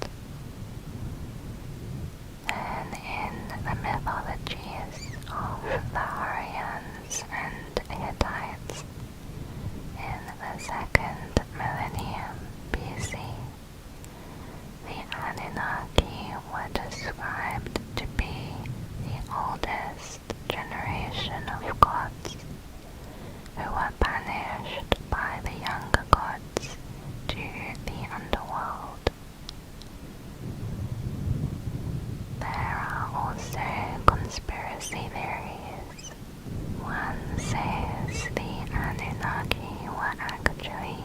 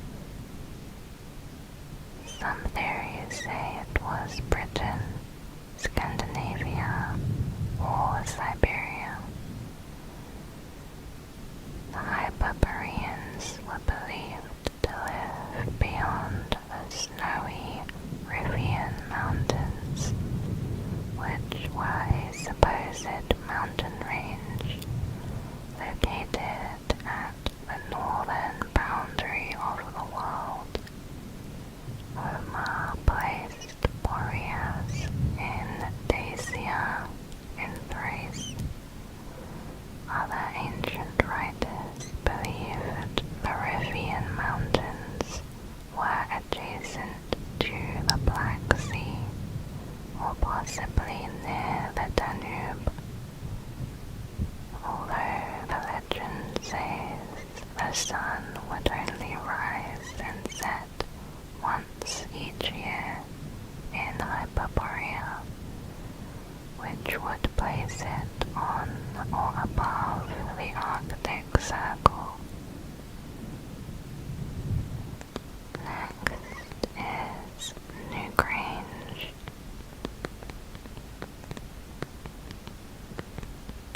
𝐜𝐴𝐴𝐦𝐩𝐥𝐞𝐭𝐞 is an ancient tomb in the Boyne Valley of Dublin. It was built around 3200 BC during the Neolithic era and 700 years before Stonehenge. This passage tomb consists of 200,000 tons of material and covers over an acre. It is a sophisticated structure requiring engineers, artists, and astronomers. The tomb acts as a calendar that keeps perfect time. On the morning of every winter solstice, the shortest day of the year, the central chamber of the tomb is illuminated by the rising sun for 17 minutes. It is not clear who made the tomb or how the stones were brought to the site. Many believe that the Irish people made it, but there are a number of other theories, including Vikings, Phoenicians, Egyptians, and Romans. A 2020 study analyzed the remains of a man's body found in 𝐜𝐴𝐦𝐩𝐥𝐞𝐭𝐞. The results revealed that his parents were probably brother and sister. This indicates that he was very likely a royal, or at least from an elite group. Various mythical heroes and kings were said to be buried there. For the ancient Irish people, it was a place of great religious importance, not just for sun worship, but also connected to a cult of the dead. Irish tradition says 𝐜𝐴𝐦𝐩𝐥𝐞𝐭𝐞 was the home of the Dagda, the chief of a race of supernatural beings said to have once inhabited ancient Ireland. Next is the Roman dodecahedron. The Roman dodecahedron has a geometrical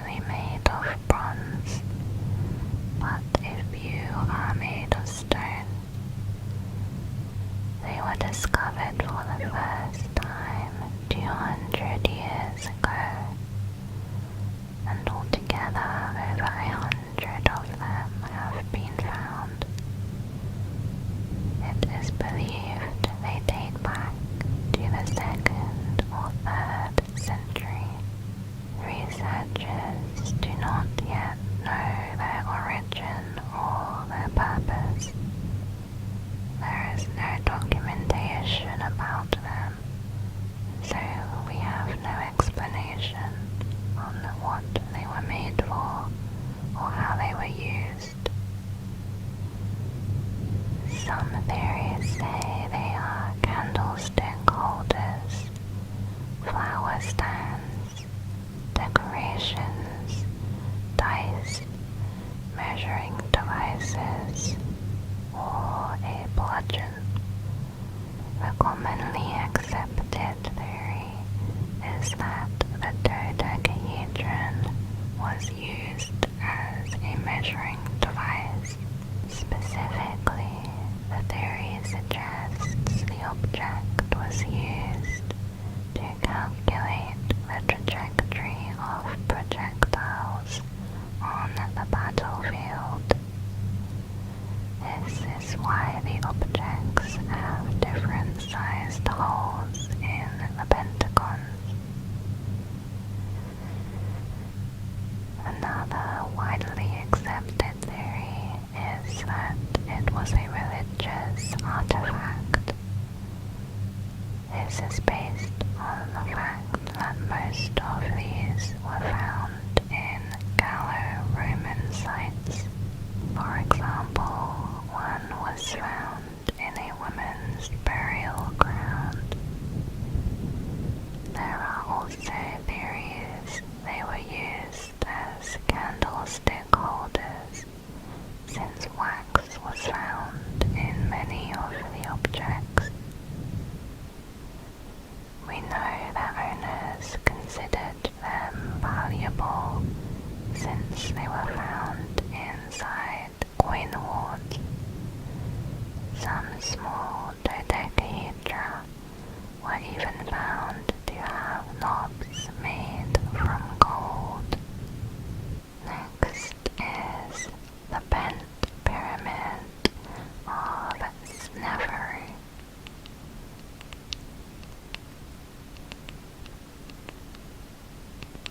The pyramid of Sneferu was one of the first pyramids that were built, located at the Egyptian royal necropolis at Dasha. It is unique among the pyramids because instead of being constructed in a perfect pyramid shape, the walls bend inwards for the top section. The bent pyramid has remained in its original form 4,500 years after construction. The question is, why is the pyramid bent? One of the common theories is that Pharaoh Sneferu intentionally reduced the slope angle after the collapse of another pyramid at Maidan. Another popular theory suggests the pyramid was taking a long time to be built. To speed up construction, Sneferu reduced the pyramid's angle. Some scholars believe it was intentionally planned for some religious reason. There is also the question of whether all the chambers of the pyramid have been accurately located. There are assumptions that some rooms are undiscovered. The remains of Pharaoh Sneferu have also never been found. Next is the mystery of the Pleiades across various civilizations.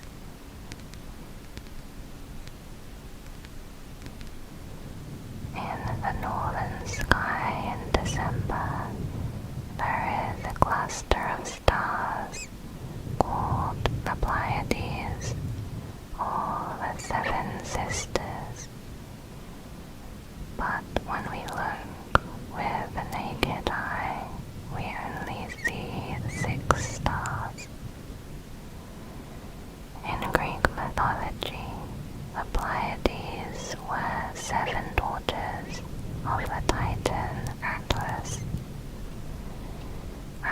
Mars was forced to hold up the sky for eternity, so was unable to protect his daughters.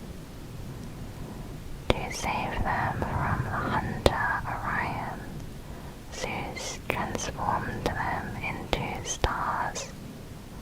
However, one sister fell in love with a mortal and went into hiding, which is why we only see 6 stars. A similar story is found in many Australian Aboriginal cultures, where the Pleiades are a group of young girls. These stories say Orion was chasing the 7 sisters, and one of them had died or is abducted, so again only 6 are visible,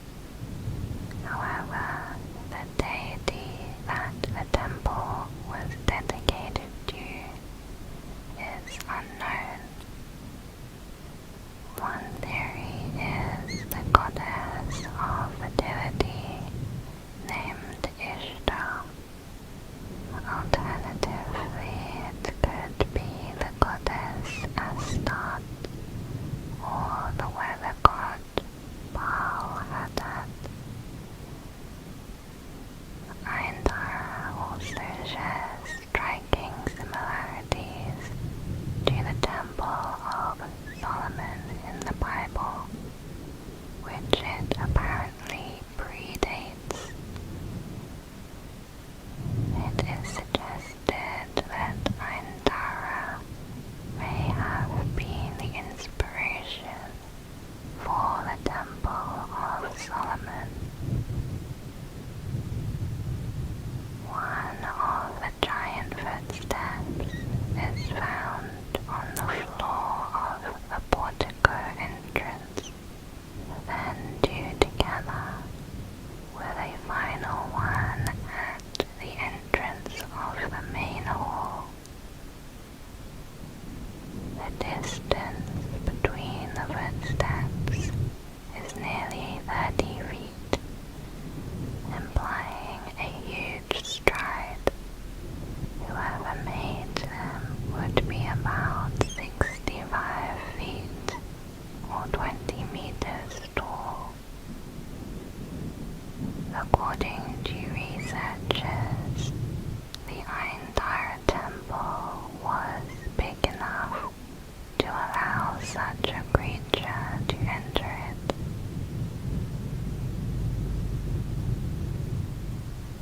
There was a time when gods were thought to walk among human beings. Some believe that these are the footsteps of God entering his house. Others theorize that the footsteps could be that of giant humanoid beings who were our forefathers. Some even believe they could belong to unidentified creatures with massive claws. The most commonly accepted theory is that the footprints were carved by the temple builders themselves. If this is the case, then what was their purpose? Many believe the footprints could have been designed in order to remind people they are in the presence of the gods. Or it could be some sort of representation of the deity who lived in the temple. Unfortunately, these questions will never be answered. After standing for 3,000 years, the temple was destroyed in 2018 by airstrikes in a local war, leaving only rubble behind.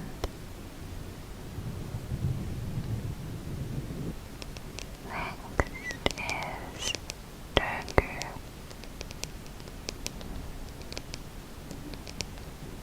This is possibly Japan's oldest mystery.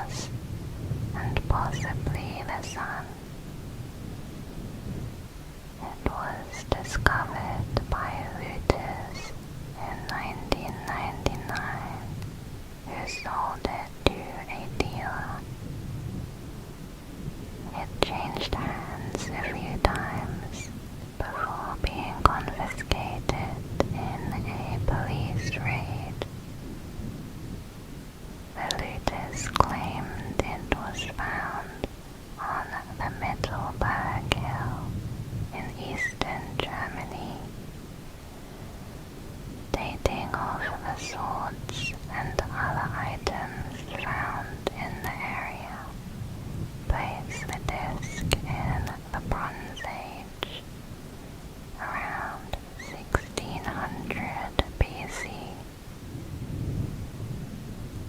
The disk has a number of different interpretations, with some people believing it to be the oldest sky map ever found. Others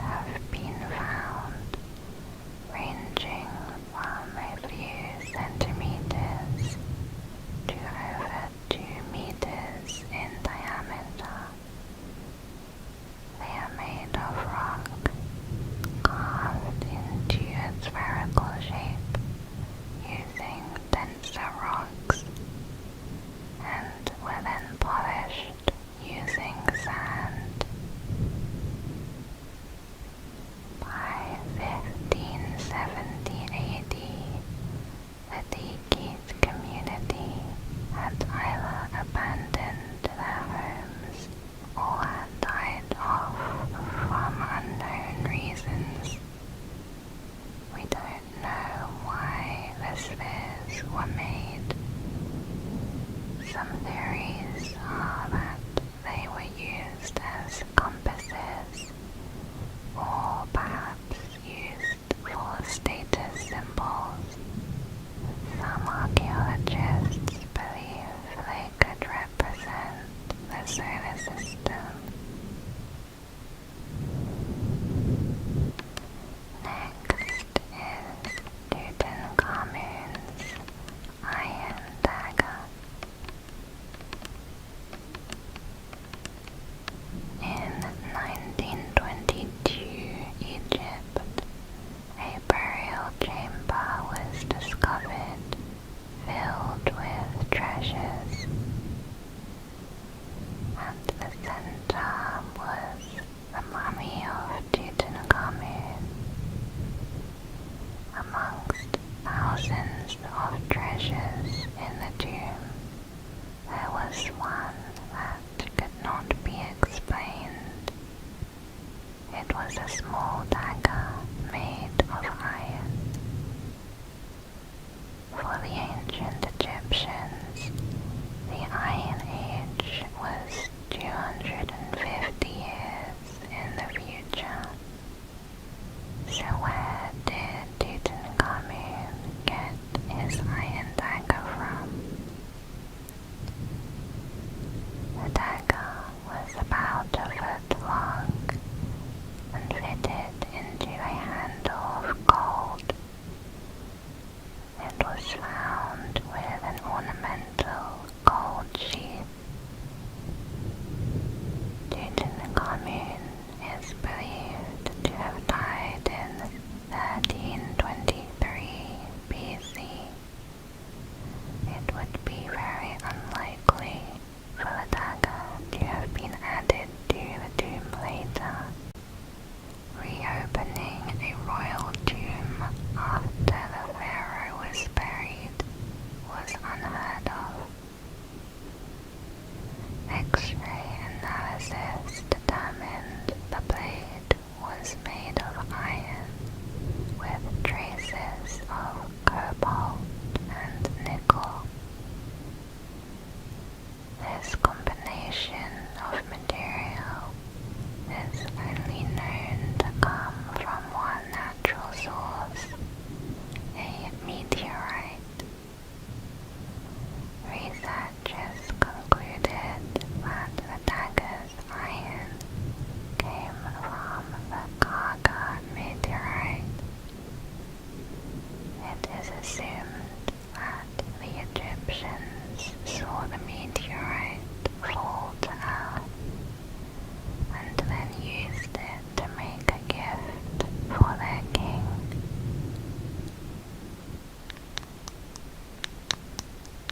Next is, what were the Vimanas?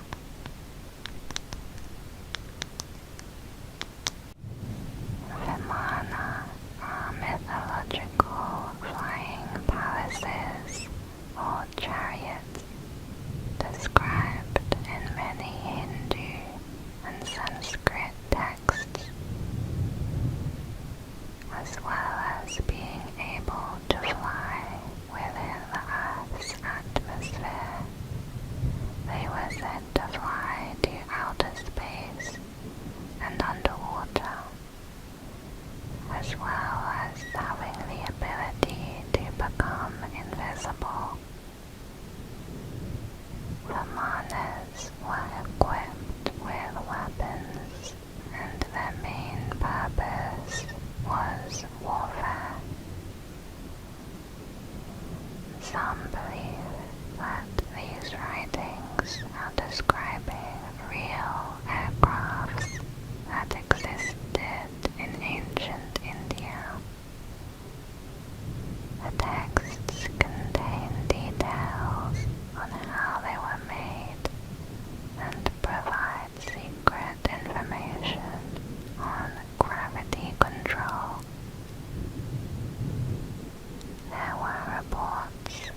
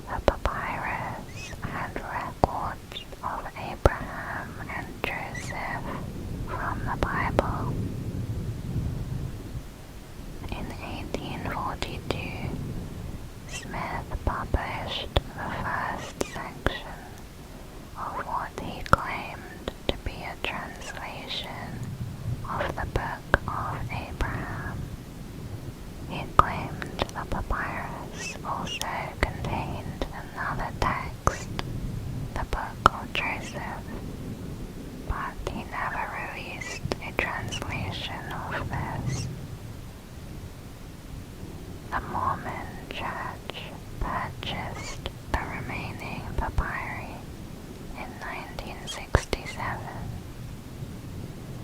The papyri have since been debated about their significance, their interpretation, and whether Smith really understood the text. Non-Mormon researchers have disagreed with Joseph Smith's explanations.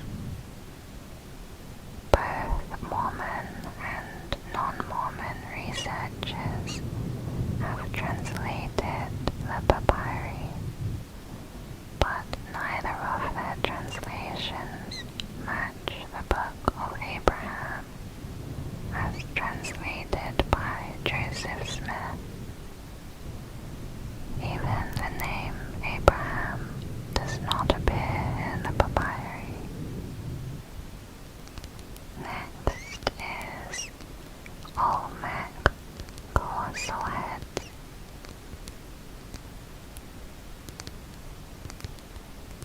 Before the Mayans and the Aztecs, there was an advanced group called the Olmecs.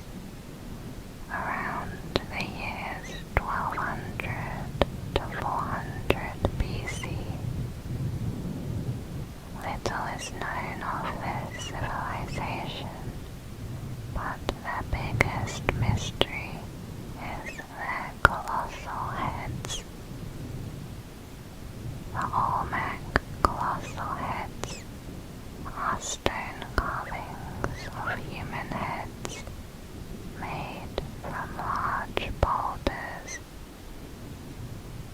They range from 4 to 12 feet tall. Traces of paint indicate they were once painted on. Most agree the heads were probably of Olmec rulers. 17 of them have been found, and only one was outside of Mexico, in Guatemala. It is not known what they were for, or how the heads were transported. They weigh between 4 and 60 tons each, and are made from volcanic basalt from the mountains located 70 kilometers from where they were discovered. Historians have proposed they were put on top of wooden rollers and slowly pushed. But this theory neither accounts for the manpower needed to move 40 tons, nor the fact that most of Olmec was marshlands. Next is the Lost Labyrinth of Egypt. Archaeologists uncovered what is believed to be the remains of a lost labyrinth below the sand of a pyramid, which was previously thought to be a mythical structure, known also as the labyrinth. The pyramid of Hawara was the most visited site of the ancient world. A number of ancient writers visited and wrote about the labyrinth before it disappeared. The labyrinth is said to be an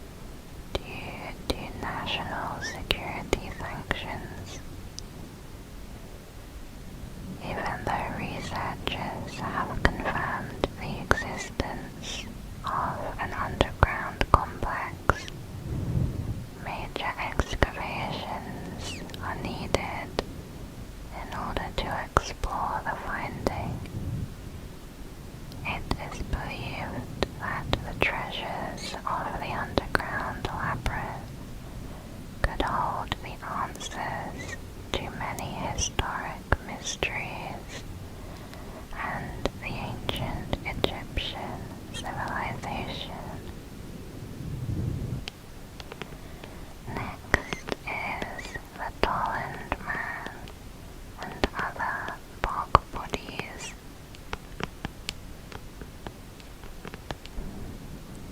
In 1950, two brothers, Viggo and Emil, from a nearby village of Tolland, Denmark, struck the body of an adult man while they dug with a spade. The dead man, nicknamed the Tolland Man, wore a belt and an odd cap made of skin, but nothing else. There was a plaited leather string wrapped tightly around his neck, which is what killed him. His body appeared rubbery and deflated. Otherwise, he looked as if he only had recently died. However, he actually lived about 2,300 years ago. Scholars tend to agree that Tolland Man was killed in some kind of ritual human sacrifice to the gods, perhaps as a fertility offering. He was around 30 to 40 years old at the time of his death and was hanged between 405 to 380 BC. Other than this, not much else is known about him. Tolland Man is just one of many bog bodies that have been found in wetlands across Britain and northern Europe. Due to the environment of peat bogs, these bodies have been effectively preserved. Next is the mystery of the Varna gold.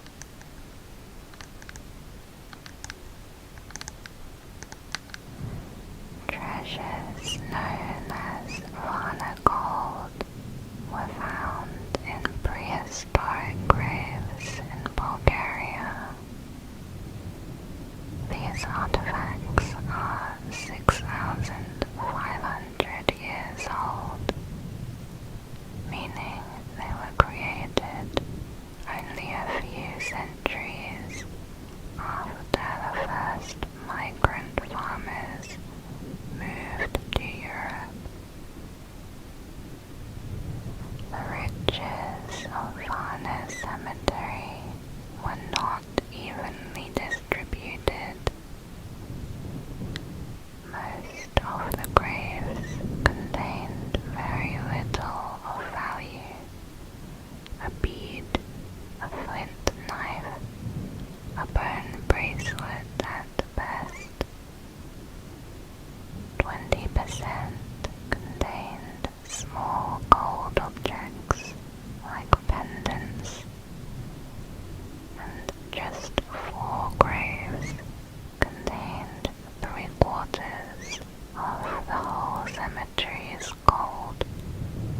These graves are the earliest evidence of social hierarchy and a complex society. However, no one knows what caused the civilization to end. The bones were all buried within a few centuries. At around 4000 BC, settlements suddenly were abandoned and the people vanished. For 600 years, years after, the region seems to have been empty. There are no signs of battle or violence, and no burned villages. One theory is climate change. Since then, the Black Sea has risen 25 meters. Perhaps their fields turned into swamps, and they were unable to adapt. Next is, where did the Sumerians come from?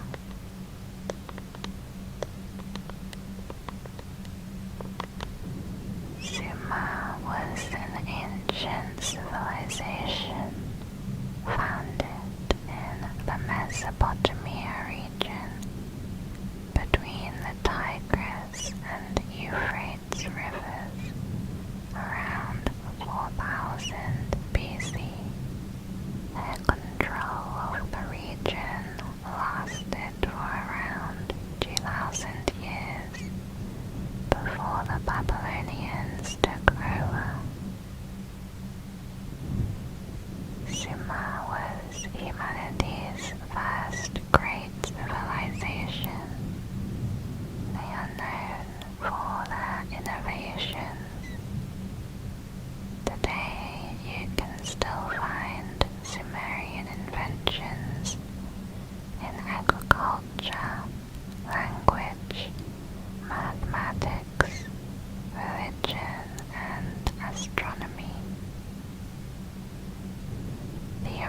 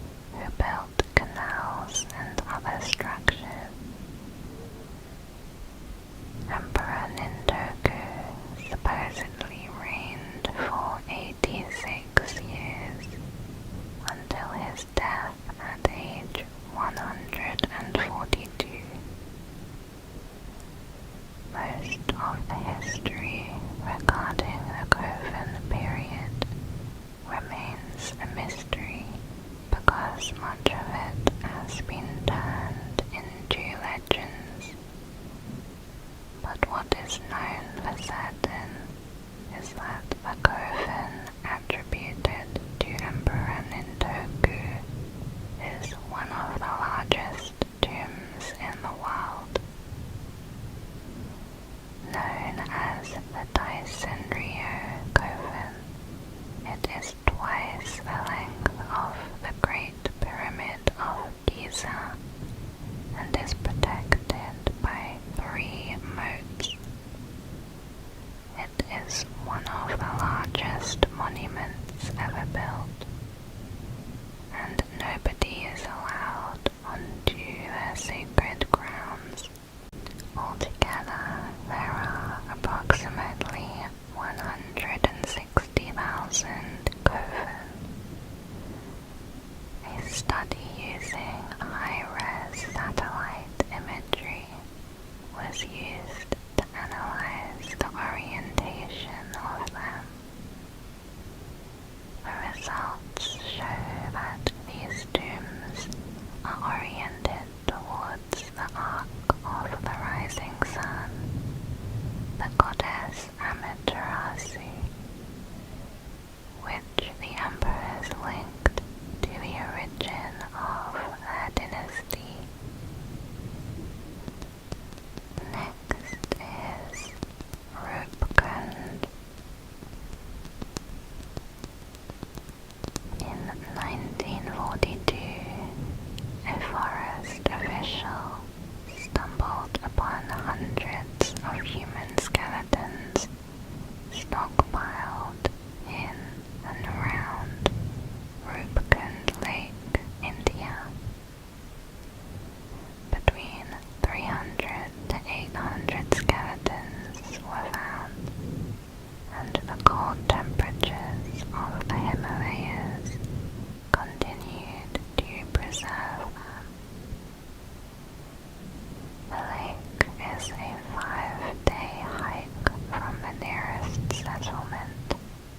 The highest point is a 5,000-meter ridge.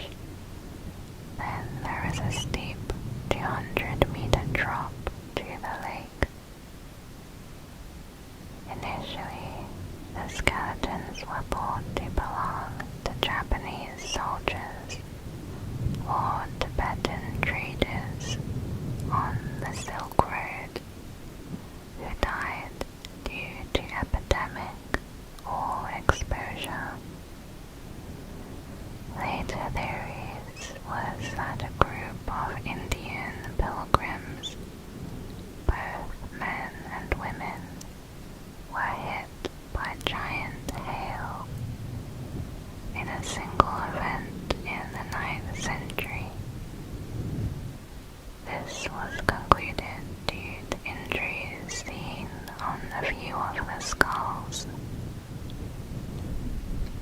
A newer study found that the skeletons belonged to 3 genetically distinct groups and were deposited at the lake during multiple events over a 1,000-year period.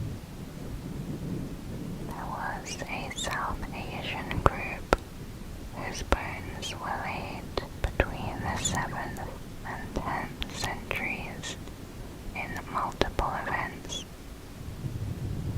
The second group originated from the island of Crete, who died in the 19th century in a single event.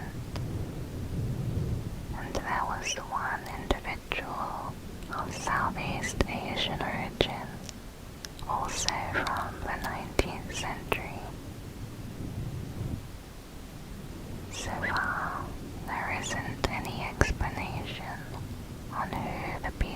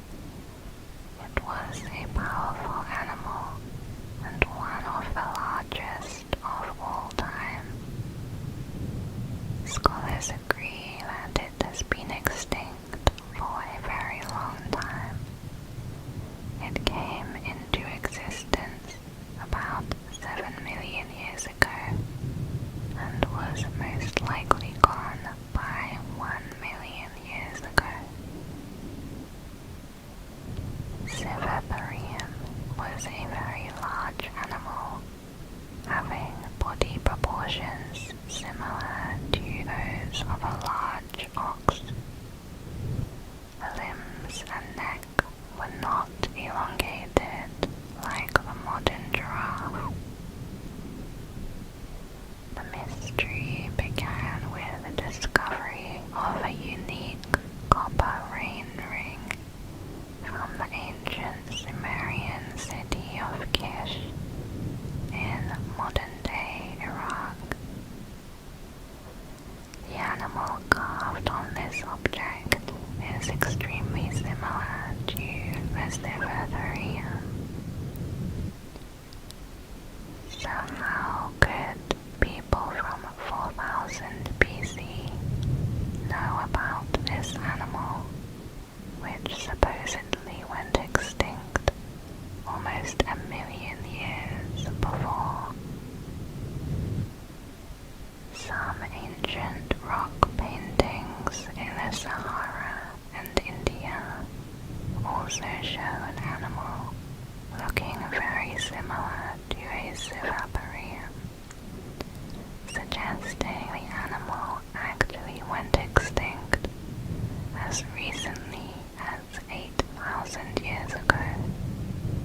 The copper rain ring that was found had an alleged rope meant to attach to an animal's snout. If it did exist at that time, some think that the Sumerians may have managed to capture and tame some of the Civatherium. Next is what's actually inside of 𝐜𝐨𝐦𝐻𝐥𝐿 tomb. Buried deep under a hill in central China lies an entombed emperor who has been undisturbed for more than 2,000 years. The tomb holds the secrets of China's first emperor, 𝐜𝐴𝐸, who died aged 39 in 210 BC after conquering 6 states, creating the first unified nation of China. It is thought that the answers to a number of historical questions may lie buried inside that tomb. 𝐜𝐴𝐸 was buried in the most luxurious tomb complex ever made in China. It is a sprawling, city-sized collection of underground caverns containing everything the emperor would need for the afterlife. Like the ancient Egyptians, the Chinese believed that items and people buried with them could be taken with him to the afterlife. But instead of burying his armies, concubines, and servants with him, the emperor instead had clay reproductions made. For almost 40 years, archaeologists have been excavating, and so far they have 2,000 life-size clay soldiers. It is estimated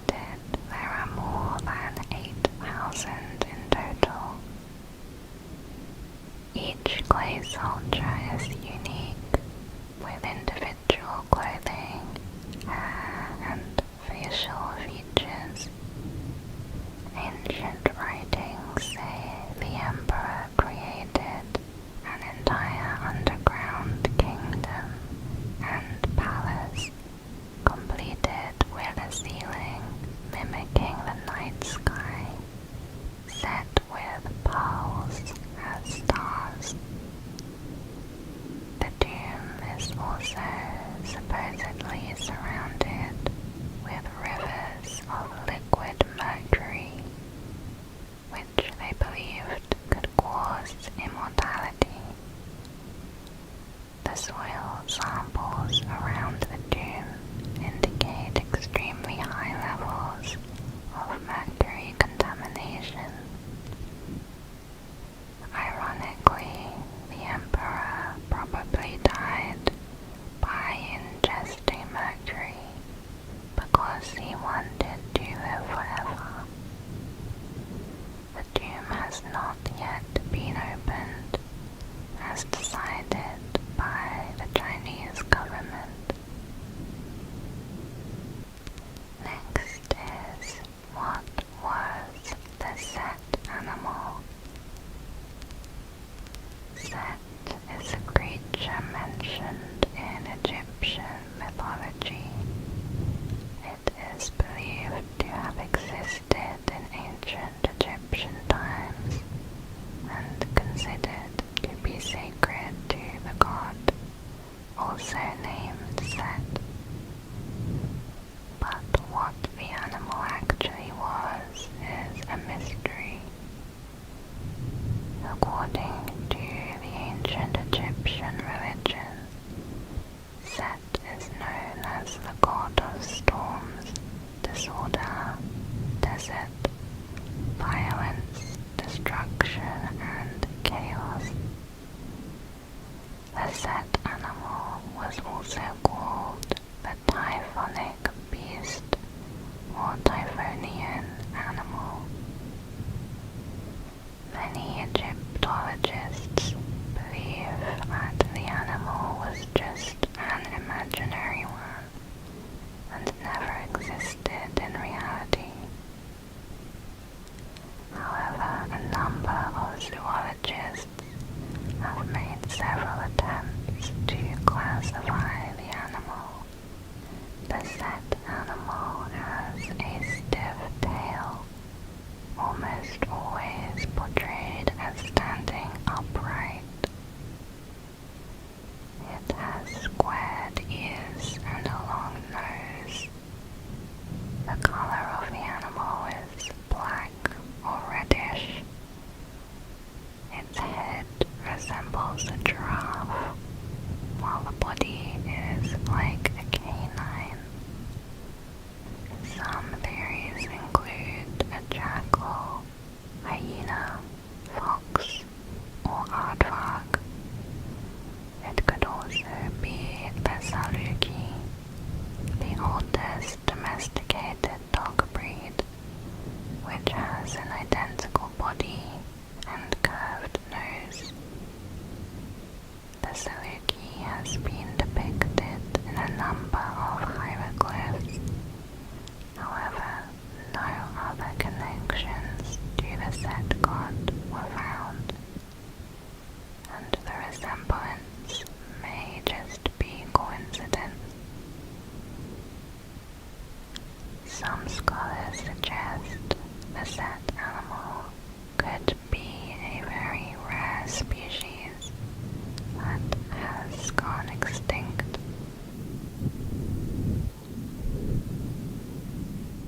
This is part 5 of the ancient mystery iceberg.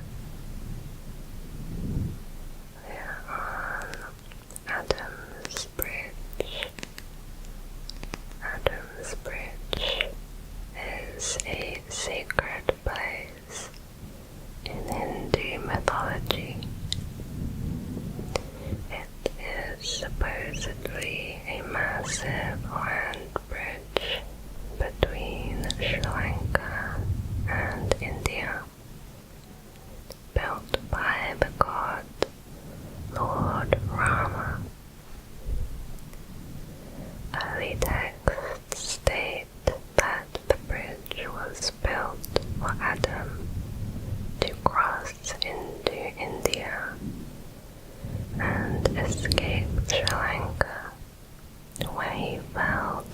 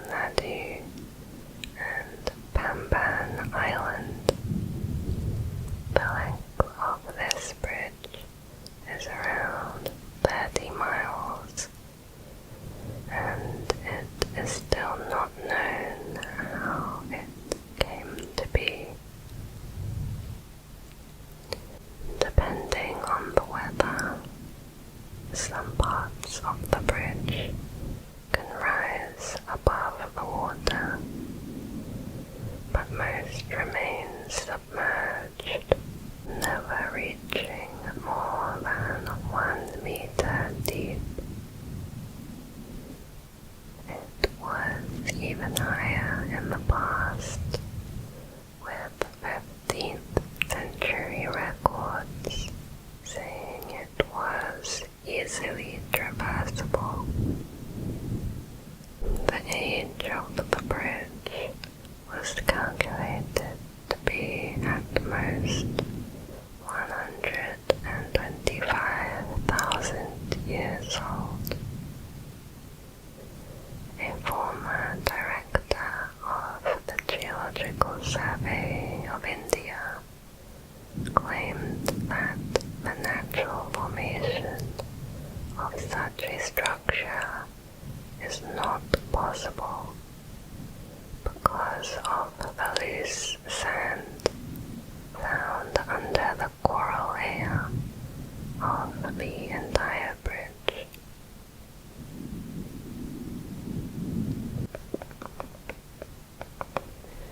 Next is Laos's Plain of Jars.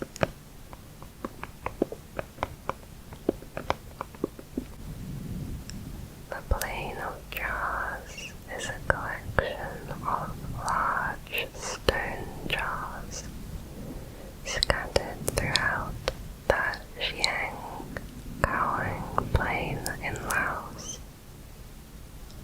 They are made of rock ranging from 3 to 10 feet tall, and each weighing up to 14 tons. The origin of the jars is unknown. Archaeologists believe that they were originally used around 2,000 years ago. Theories say the jars may have once served as either funeral urns or as food storage. Local legends say the jars were created by an ancient king of giants who lived in the highlands. It is said that after fighting a long and victorious battle, he created the jars to brew a huge amount of wine. Similar clusters of jars can be connected to form a path all the way to northern India and in other parts of Asia. This led to the belief that the jars were part of a large trade route. Some researchers believe the jars collected monsoon rainwater for caravan travelers to use during the dry season. Only some areas with the jars can be visited. This is because thousands of unexploded bombs remain on the land from the secret war in the 1960s.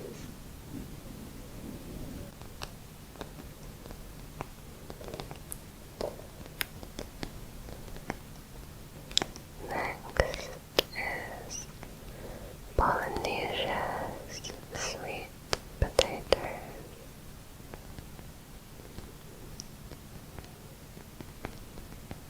Wild forms of sweet potato are not found in the Pacific Islands naturally. Researchers discovered that sweet potatoes migrated to Polynesia thousands of years before people did. Pieces of charred sweet potato sites predating the arrival of Europeans. They date back to around 1300 AD, while European contact was not until the 1700s.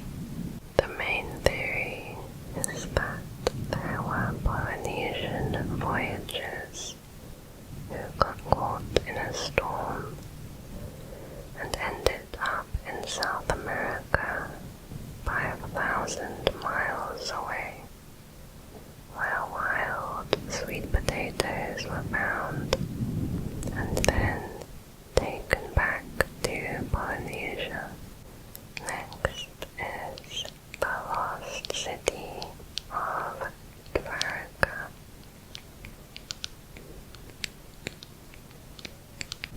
𝐜𝐴𝐴𝐽𝐸𝐴 means gateway to heaven. It was here that, according to ancient Hindu texts, the god Lord Krishna is believed to have lived. An ancient temple exists in the city of Dwarka, India, and is a major religious destination.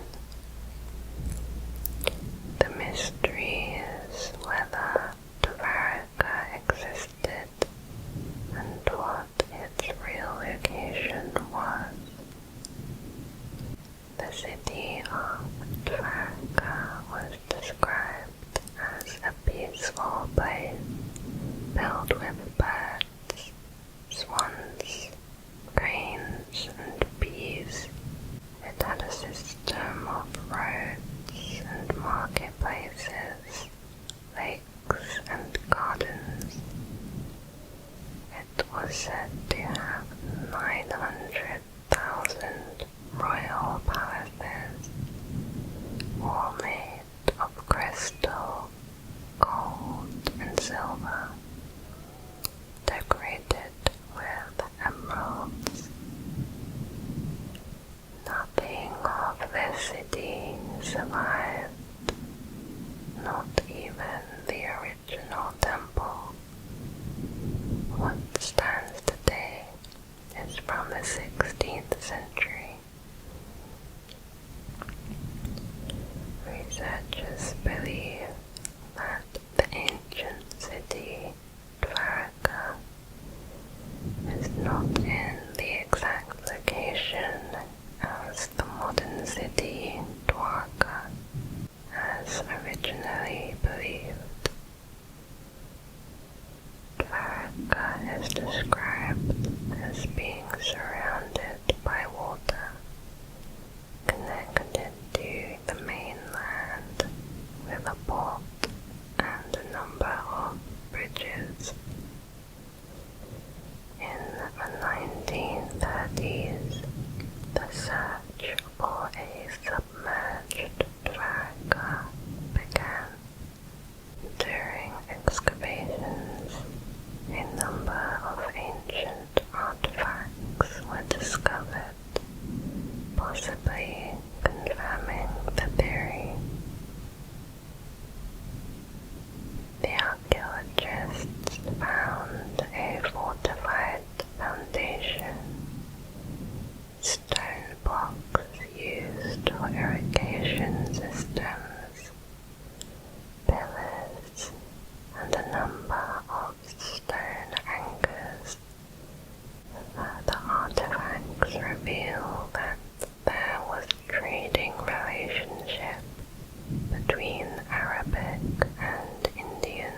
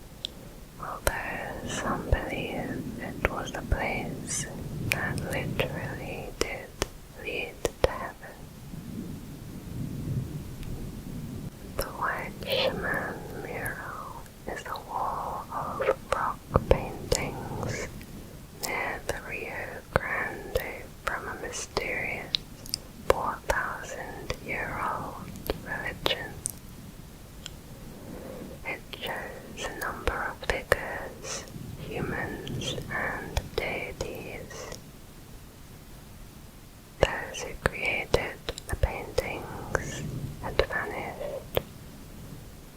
No one knew why they had left or where they went.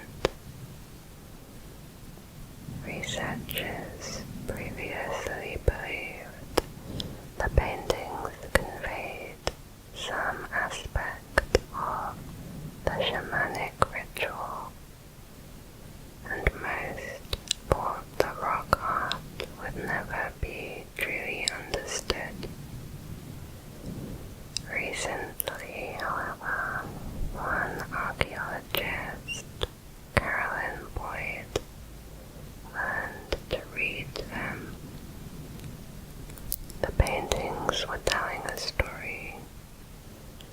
According to her, it says that in the beginning, the first humans ventured through the watery underworld in the west, led by a sacred deer. They lit their way with torches, heading east until they emerged at Dawn Mountain. There, the deer sacrificed himself, allowing the humans to kill him.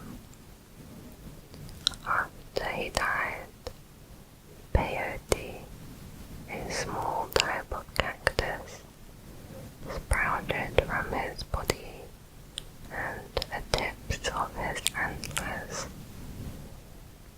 When the humans ate the deer, they were transformed into gods, and the cosmos began. Boyd believes the paintings can be read like a language, with patterns that can be broken down and understood. Although her interpretation has been controversial.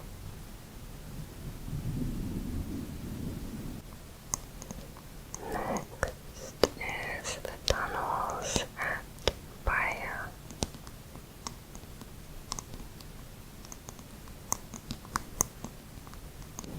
The ancient Greeks were the first to settle in the area of Baia, Italy, and with them there was a mysterious prophetess. According to legend, this woman, Sibyl of Cuma, led the founder of Rome, Aeneas, into the underworld. It is said that she gave Rome 3 books full of prophecies that told its future from then on. Since then, people have been searching for the place where Sibyl prophesied and where Aeneas descended into Hades. One theory is that the location was in Baia, specifically in the Great Antrim. The Great Antrim is a complex of tunnels that were excavated into the volcanic rocks of Baia. It is closed to the public due to its narrow passageways filled with rubble and its high temperature. One researcher, Paget, believed that there was an ancient underworld temple behind one of the walls, deep within the tunnel system. The wall appears to have been a passageway, but was walled up with massive stone blocks. It may be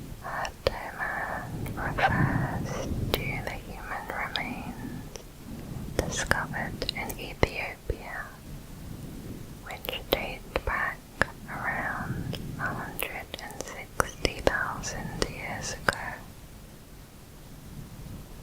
𝐜𝐸𝐸𝐸 was considered to be part of the oldest dated Homo sapien remains.